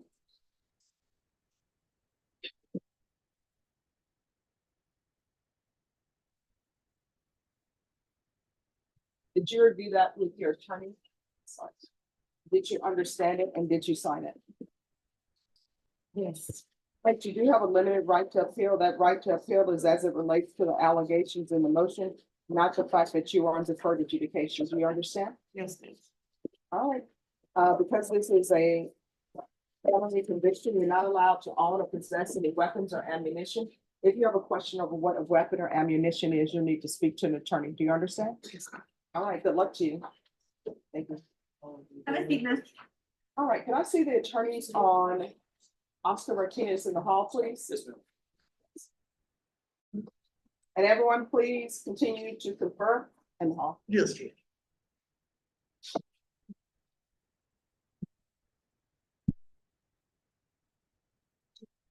That's where one. Wait a second.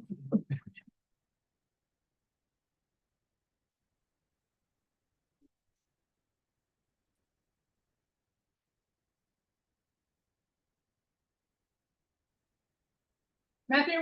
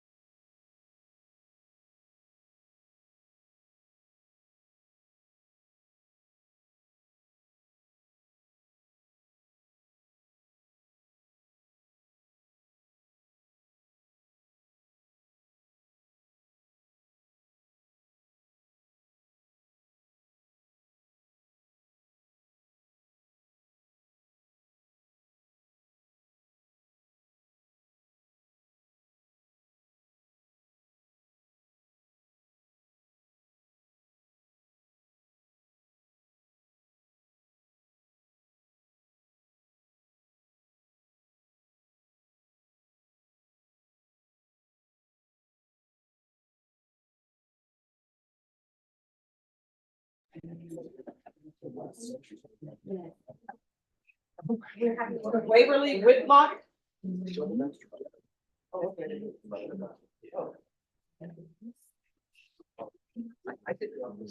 Hello, good morning. How you doing? All right. So what is happening with this case? Your Honor, we got an offer. Everyone, please whisper. Your Honor, we received our first offer today. We're just asking for a short reset for next week so we can consider what we want to do. All right, is next week enough time? I think so. All right, Ms. Ferguson, can I have a reset date on this for next week? For a plea deadline date? Yeah.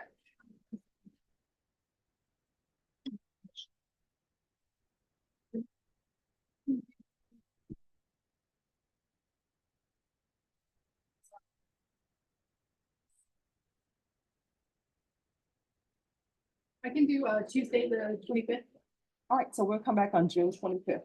Sounds good. Thank you, Your Honor. All right, thank you. Have a good day. You too. I see, ma'am.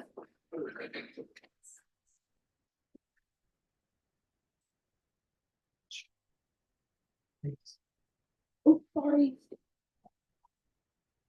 Gilbert DeLeon.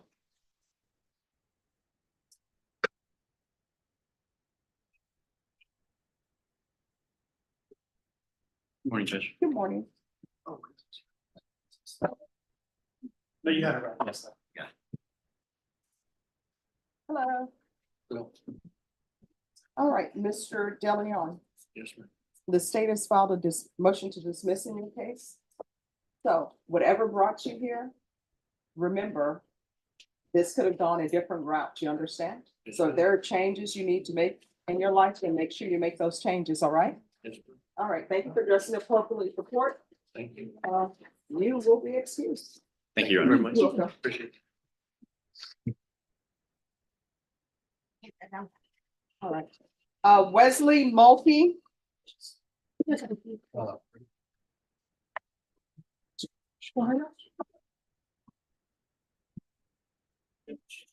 Where's your client? He was right behind me. Judge, I keep seeing the flowers. I gave it 2 rolls.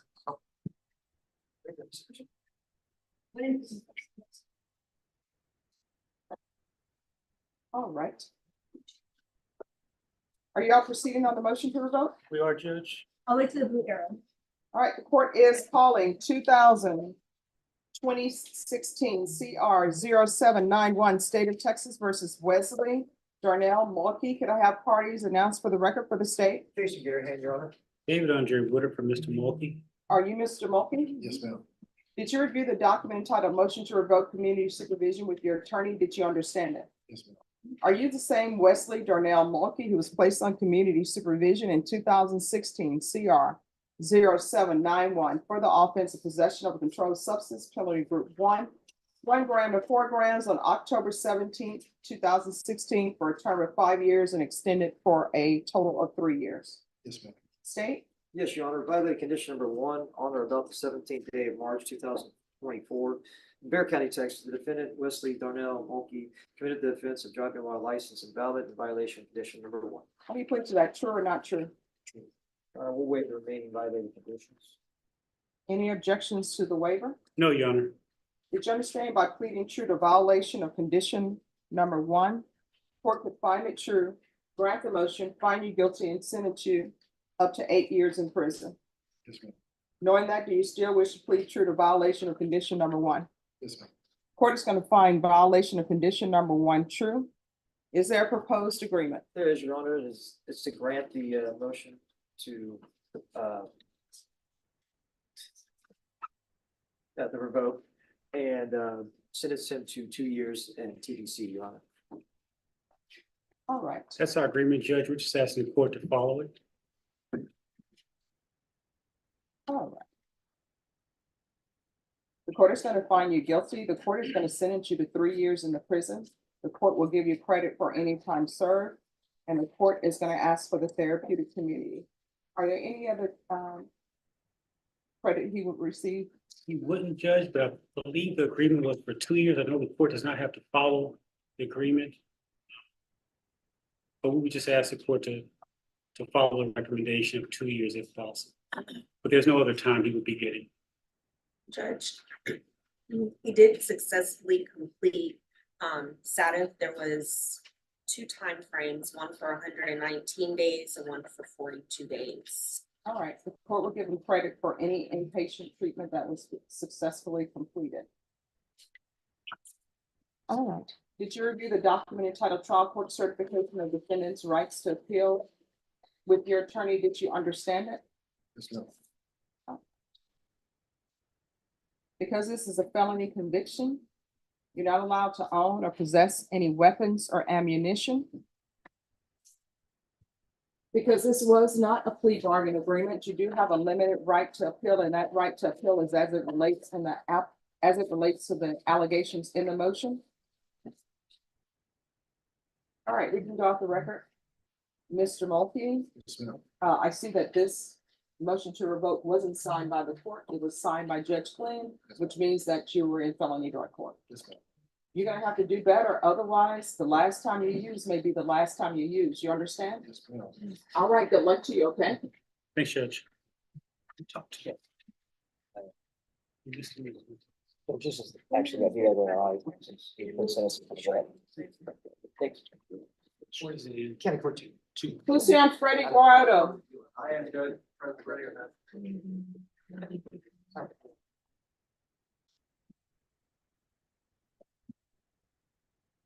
All right, where are we on discovery? Your Honor, we have a draft of an agreed protective order for CPS, Your Honor. So once I give that to the paralegals, they'll be able to drop the copy for counsel, meaning we already have the records. We'll just get them a copy. And then I've provided counsel the contact information with the advocate so they can view the forensic at the DA's office. All right, and that's the total of the discovery? We should be in good shape. Yeah, I think that'll get us the stuff that we don't have access to as of today. All right. And were you able to tender an offer or no? No, Your Honor.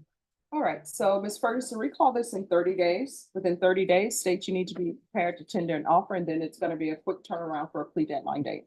July 16th. All right, July 16th. Awesome. Thank you. Thank you for Thank you. signing. We appreciate it.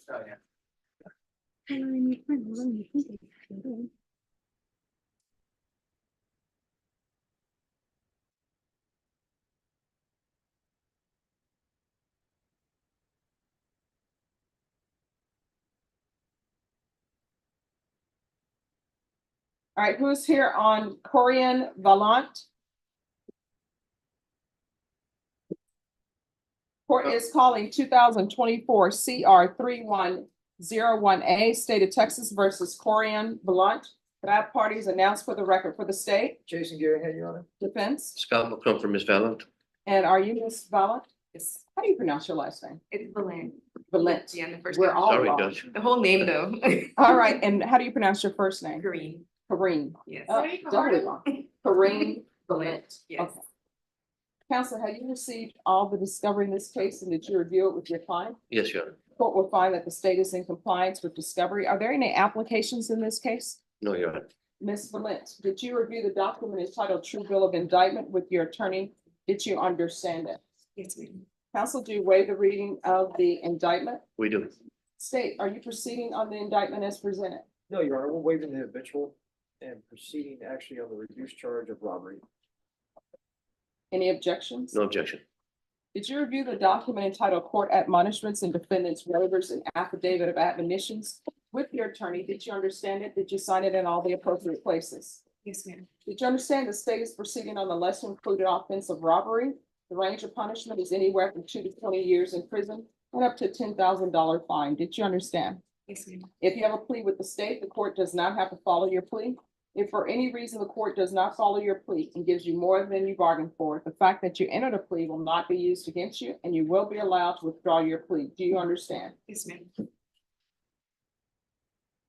I'm sorry, you will be allowed to withdraw your plea. Did you understand? Yes, ma'am. Did you understand you have a right to jury trial, a right for you or your attorney to cross-examine and confront any witnesses the state would call, and the right to remain silent? Yes, ma'am. Did you understand by entering this plea, you were giving up those rights? Yes, ma'am. And did you intend to give up those rights and enter into a plea in this case? Yes, ma'am. Counsel, has your client been able to provide you with any defenses? She has. Do you believe she has a rational as well as a factual understanding of the charges against her? She does. Do you believe she's currently competent and was legally sane at the time of the offense? I do. Ms. Valent, has anyone threatened you, coerced you, or placed you in fear to get you to enter this plea? No, Anyone promised you anything other than the plea? no, ma'am. Satisfied with the way you've been represented? Yes, ma'am. Are you a U.S. citizen? Yes, ma'am. Court will find that defendant has knowingly and voluntarily waived her right to jury trial. Did you review the plea bargain page with your attorney? Did you understand it? Yes, ma'am. According to the plea, the state is proceeding on the lesser included offense of robbery. Punishment is to be assessed at 3 years in the prison. There's a $1,500 fine and no applications. Did you understand that to be the plea? Yes, ma'am. Defense is at the plea. Yes, Your Honor. State is at the plea. It is, Your Honor. Did you review the document? Well, did you review the paragraph entitled waiver of appeal paragraph with your attorney? Did you understand it? Yes, ma'am. Did you sign it in both places? Yes, ma'am. Did you understand by signing that you're waiving your right to appeal? The only items that can be appealed are written pretrial motions that have been filed, heard, and ruled upon by the court. Did you understand? Yes, ma'am. Counsel, have there been any such motions? No, Your Honor. Then to the offense of robbery, how do you plead? Guilty, not guilty, or no contest? Guilty. State, any evidence? Yes, Your Honor. State Exhibit number 1 with all this attachment. No objection. All right, state, you may continue to confirm. Thank you, Judge. Did you review the document entitled waiver and consent to stipulation of testimony and stipulations with your attorney? Did you understand it? Yes, ma'am. Did you sign it in all the appropriate places? Yes, ma'am. Again, did you understand you have a right to jury trial? A right for you or your attorney to cross-examine and confront any witnesses the state would call in the right to remain silent? Yes, ma'am. Did you understand that today the state will be presenting evidence in the form of witnesses' statements and police reports? But most importantly, there will be no live testimony. Did you understand? Yes, ma'am. Court will find that defendant has knowingly and voluntarily waived and consented to stipulation of testimony and stipulations. Court will accept into evidence states exhibit 1 and attachments, and the court will review the same.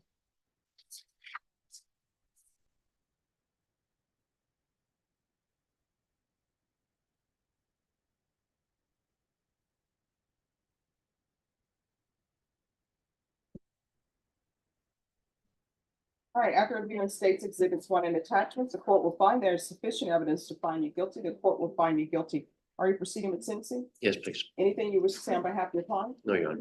All right, the court is finding you guilty. The court will follow your agreement, sentence you to 3 years in the prison, give you credit for any time served. There's a $1,500 fine, time and money to run concurrent. There's to be no contact with Damian J. Galvan or Rebecca Jean Alvarez. Anything else with regards to sentencing? No, Your Honor. Did you review what's entitled trial court certification of defendant's rights to appeal with your attorney? Did you understand it? Yes. And did you sign it? Because this is a plea bargain agreement, because I followed your plea bargain agreement, and because you waived your right to appeal, you do not have the court's permission to appeal. Because this is a felony conviction, you're not allowed to own or possess any weapons or ammunition. If you have a question over what a weapon or ammunition is, you need to speak to an attorney. Do you understand? Yes, ma'am. All right, we can go off the record. You're gonna have to start making better decisions. You understand? All right, good luck to you. Thank you, Judge. Thank you. All right, can I see the file on Soto Victorino, please? And also, if I can see the file on a George Abaye. Mhm.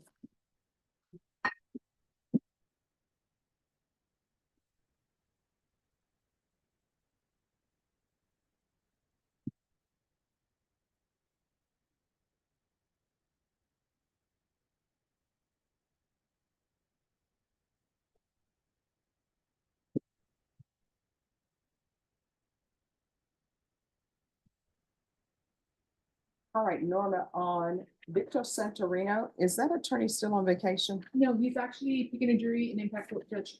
All right, so what we're gonna do is, let's recall this. What is he trying in impact? I have no, he didn't tell me. All right, so let's recall this into, well, what are the other cases the co-defendant said? Let me check. And we can put it on the same date as the co-defendant.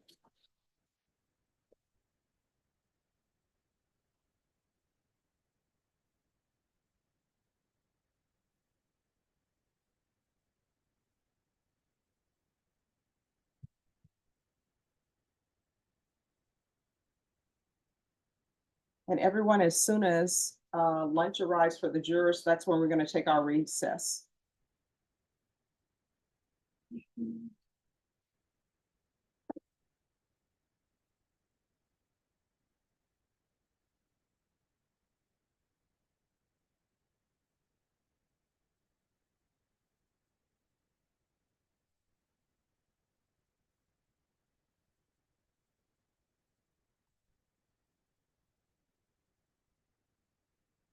Hold on, I'm sorry.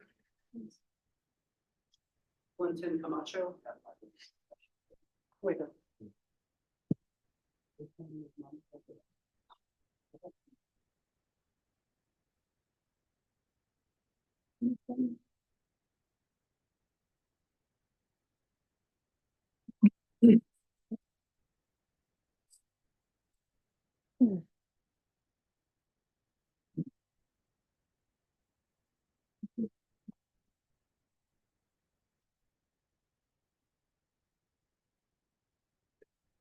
One of them was already sentenced, Judge, so I'm trying to look for the other one. Okay.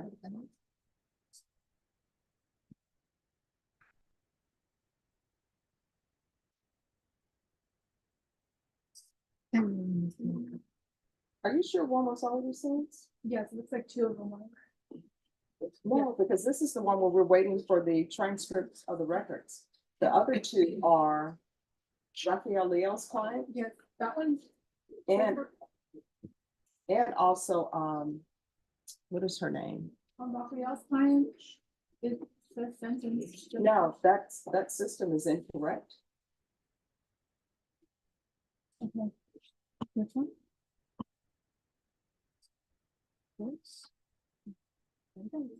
Yes, it's 13 years. No, he was never sentenced. Says on November 13th, 23. Let me pull up his, I can still pull up 360. So let's see the 360. Because let me ask you, is the let me correct that. Is the co-defendant? Oh, the co-defendants for this, is it Fräulein Guzman? No, this is a different one. Oh, okay. Then the system has not failed us. Let me, there's so many co-defendants on here, Judge, let me just run and look in. Okay.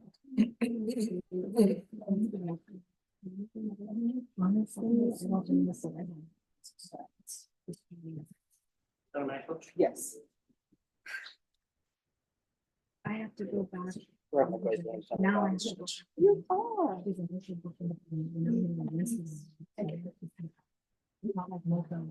Thank you, Judge. Chastity Natal, is she in custody?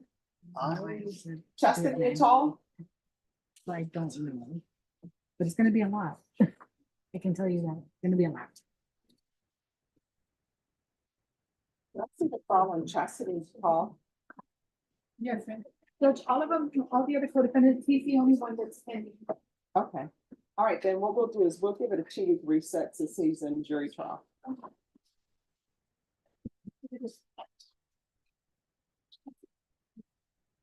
All right, Ms. Natal, the state has decided to dismiss your case.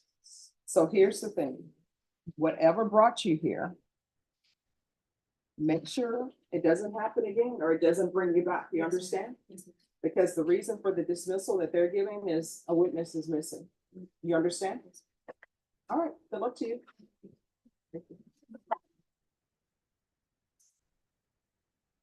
Judge, the other one, I can do it for July 1st. The 2 weeks lands on June 30th, which is a Sunday. Just a second. My entire system went down.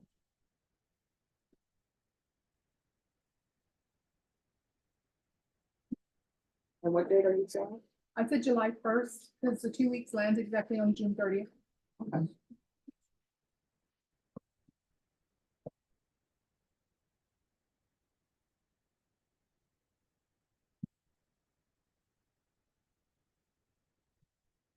Oh, you know what, Norma? Can you put it out just? Because has this attorney always been on this? No. All right, so let's put it out just a little bit more to give him some more time. Do you want to do a 30-day or that's too long? Let's do 3 weeks. 3 weeks, 3 weeks is gonna put me in July 5th. Which is a Saturday, we can do July 8th. All right, let's do July 8th. Okay. You can send. Take you back on July 8th.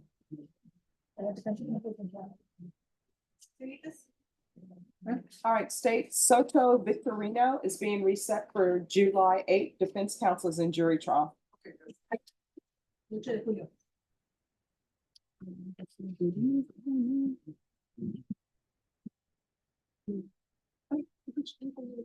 Virginia's sitting out, she's in custody. For the date for her. Is that for today? Oh, yeah. Yes. Let me do this.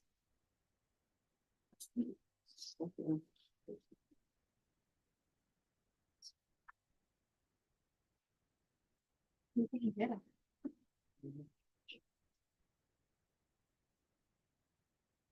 And just get over, I know you were asking about Chavez, why he was set for today. I think he's set for a violation. Okay.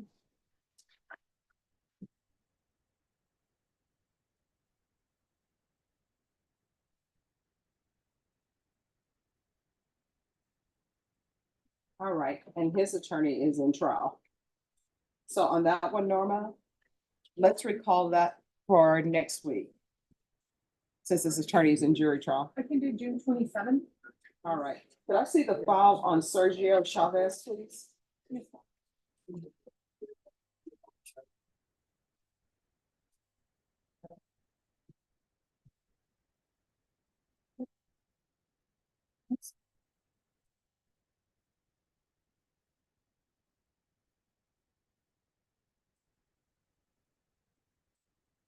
Yeah.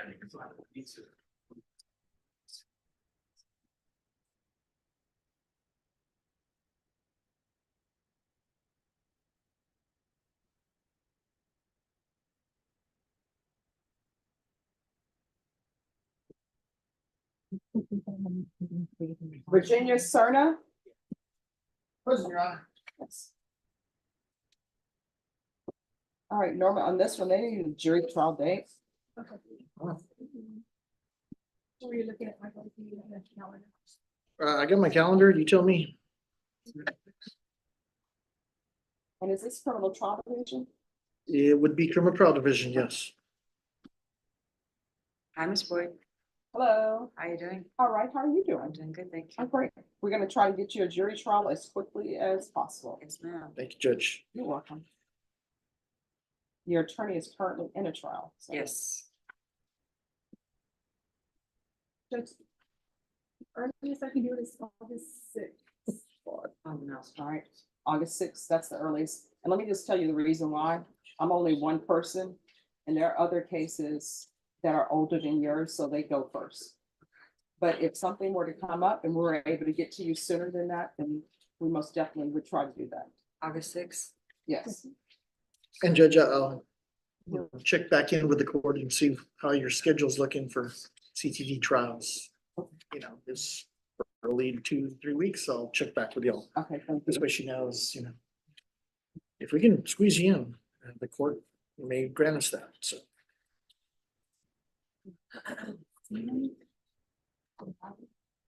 All right, criminal trial division, Virginia Cerner. Is it also Gonzalez? Yes. Oh, That's Virginia alias. Cerner, Virginia Gonzalez, which page? She's on page 4, Judge. All right, so we're gonna be calling her back for jury trial on August 6th.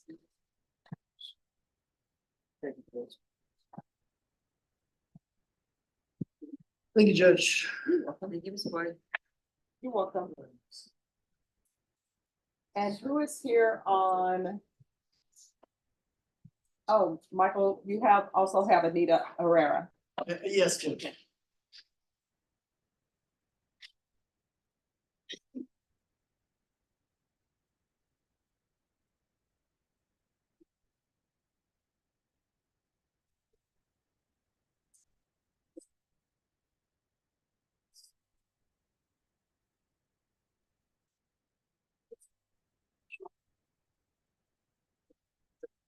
I don't know. The case. Oh. Let me see the file on Renee Cantu. All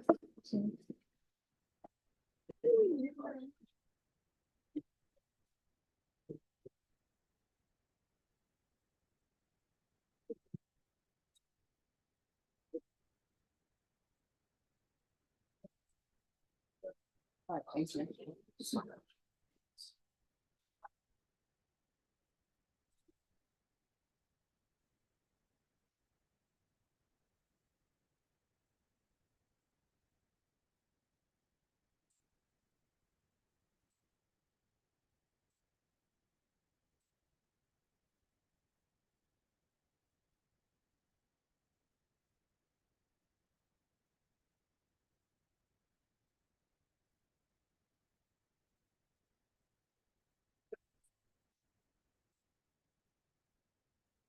Let me switch over here. I'll look you up in a minute. Just give me just a second. I'm just-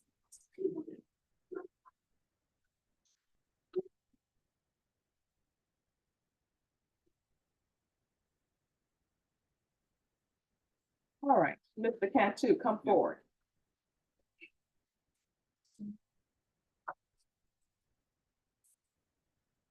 Morning, afternoon, Your Honor. Afternoon. So here's the thing. Don't send a message to the court with profanity in it. Number one, your case is set on the day it's set. The person who you need to perhaps send that to is the person who is not here. Correct. Do you unfold your arms? So don't do that. One, you need to speak to your attorney and your attorney needs to be here. This case has been set numerous times waiting for your attorney. So the fact that you have what you put in your letter, I have bills to pay. I'm not a scrub. Correct. I have my own house and car now and have to pay the bills. That's correct. That's who you need to be sending that to your attorney. Which not I to the have, court. which I have. And there's nothing I can do with that. And then you sending me here every day, every day. Yeah. How am I gonna pay bills? Yeah. You say this is You a need place to- of communication. Well, here's the communication. You need to talk to your attorney because guess what? The court schedule doesn't revolve around your attorney. It doesn't revolve around you. And not This to be rude or case- anything, but here's the he thing. doesn't revolve around you This either. case- He has stuff to do. He has Okay. federal inmates out of Yeah. county. All I right, can't so- make him. I tried. All I right, tried. so this is what we're gonna do. Oh, we're gonna wait for his attorney. Okay, thank you. May I be excused or? Yeah, we're waiting for your attorney. Okay. He's not gonna show up till the third. No, I'm sending an email to his I did. people, his office to let him know he needs to be here. I believe he's in Guadalupe County today and another county, I don't know which county. In alphabetical order, Bear comes before all of those counties.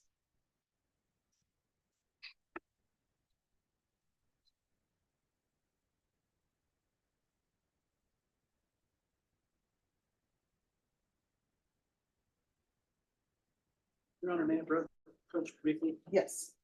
Monica's client, Clemson Camacho, we worked at a plea offer. Do we still have time to do that this afternoon? Sure, if you all get the paperwork together, we'll do it. When are you breaking? Oh, we're waiting until they, Buzz or something? yes. Okay, okay.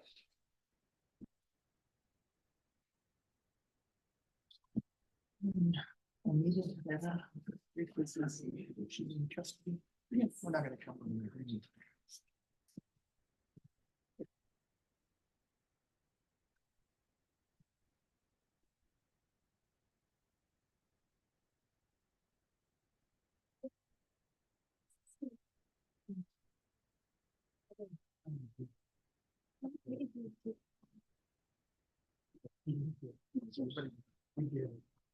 All right, Anita Herrera.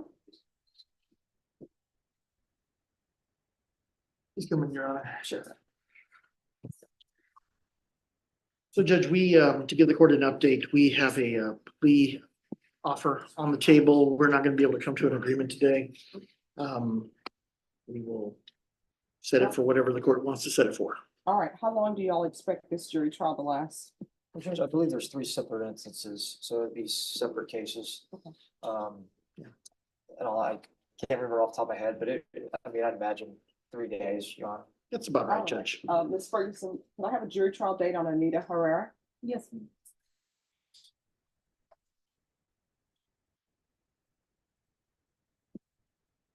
I can do the same day, Judge, August 6th. All right, so we'll bring you back on August sixth. You'll be brought over dressed in whatever clothing you're arrested in. If you wish to be attired in something different, you have to do a clothing exchange. Counsel, if there's an issue with either of your clients in regards to clothing exchange, just let the court know. Okay, Judge. All Thank right, you. thank you. Thank you, Judge. What do you use this?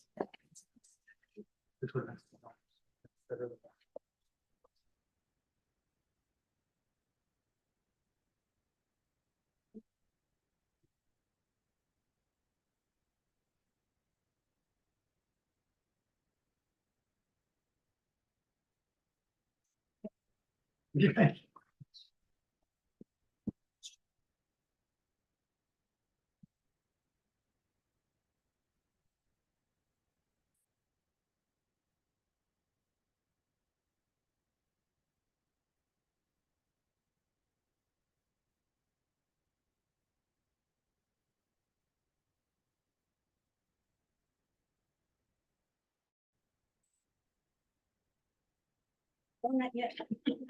Deputy Mayhem. Whenever you get the chance, could you bring out Mr. Martinez so we can put something on the record? Thank you. You can mute us. Yes.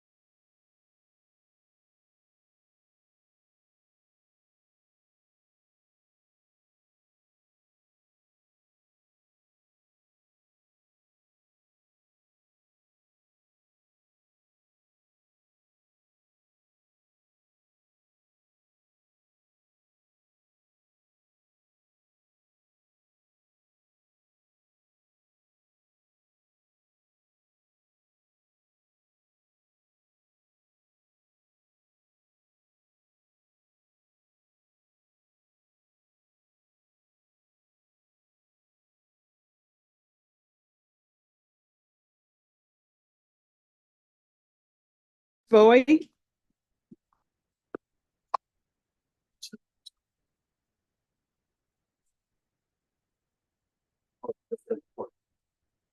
All right, and you all are pleading on two cases, correct? Sure. All right. Court is going to call 2023 CR 8725 and 2023 CR 8727, State of Texas versus Terrence Bowie Jr. Could I have parties announced for the record for the state? Defense? Scott McCrum for Mr. Bowie. All right. Are you Mr. Bowie? Yes, ma'am. Counsel, have you received all the discovery in each of these cause numbers and did you review it with your client? Yes, I have and I did. And each cause number, the court will find that the state is in compliance with discovery. And each cause number, Mr. Bowie, did you review the documents entitled Application for Deferred Adjudication with your attorney? Did you understand it and sign it? Yes, ma'am. And each cause number, did you review what's entitled True Bill of Indictment with your attorney? Did you understand it? Yes. Counsel, in each cause number, do you waive the reading of the indictment? Yes, Your Honor. State in each cause number, or are you proceeding on the indictment as presented? Okay.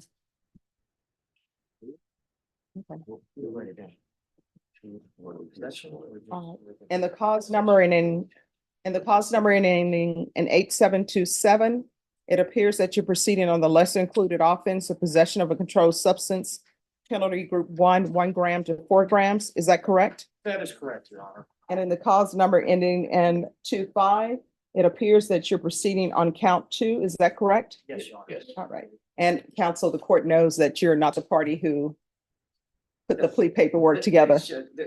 They didn't follow my guidance on writing it down, so All right. that will be talked about. All right, Mr. Bowie.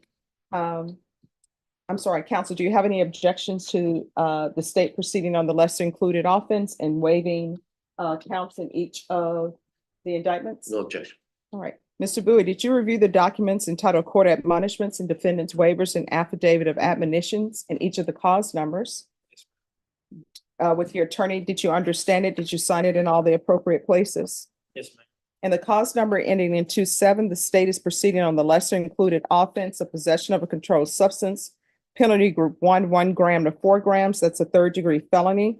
Range of punishment is anywhere from 2 to 10 years in prison and up to a $10,000 fine. And the cause number ending in 25, the state is proceeding on the possession of a controlled substance, penalty group 1, 4 to 200 grams. That's a 2nd-degree felony. Range of punishment is anywhere from 2 to 20 years in prison and up to a $10,000 fine. Did you understand? If you have a plea bargain agreement in each of these cause numbers, the court does not have to follow your plea. If for any reason the court does not follow your plea and gives you more than you bargained for, the fact that you entered a plea will not be used against you and you will be allowed to withdraw your plea. Did you understand? Yes, ma'am. Did you understand in each cause number, you have a right to jury trial, a right for you or your attorney to cross-examine and confront any witnesses the state would call and the right to remain silent? Yes, ma'am. Did you understand by entering this plea, you were giving up those rights? Yes, ma'am. And did you intend to give up those rights and enter into a plea in each cause number? Yes, ma'am. Did you understand if the court were to grant your application for deferred adjudication, if for any reason your probation were revoked, the court could find you guilty? And in the cause number ending in 25, the court could sentence you up to 20 years in prison. And in the cause number ending in 27, the court could sentence you up to 10 years in prison. And in each cause number, the court could sentence you up to a $10,000 fine as well. Did you understand? Yes, ma'am. Counsel, has your client been able to provide you with any defenses? He has. Do you believe he has a rational as well as a factual understanding of the charges against him? He does. Do you believe he's currently competent and was legally sane at the time of the offense in each cause number? Yes, I do. Mr. Bowie, has anyone threatened you, coerced you, or placed you in fear to get you to enter the plea? No, ma'am. Anyone promised you anything other than the plea? No, ma'am. Are you satisfied with the way you've been represented? Yes, ma'am. Are you a U.S. citizen? Yes, ma'am. In each cause number, the court will find that defendant has knowingly and voluntarily waived his right to jury trial.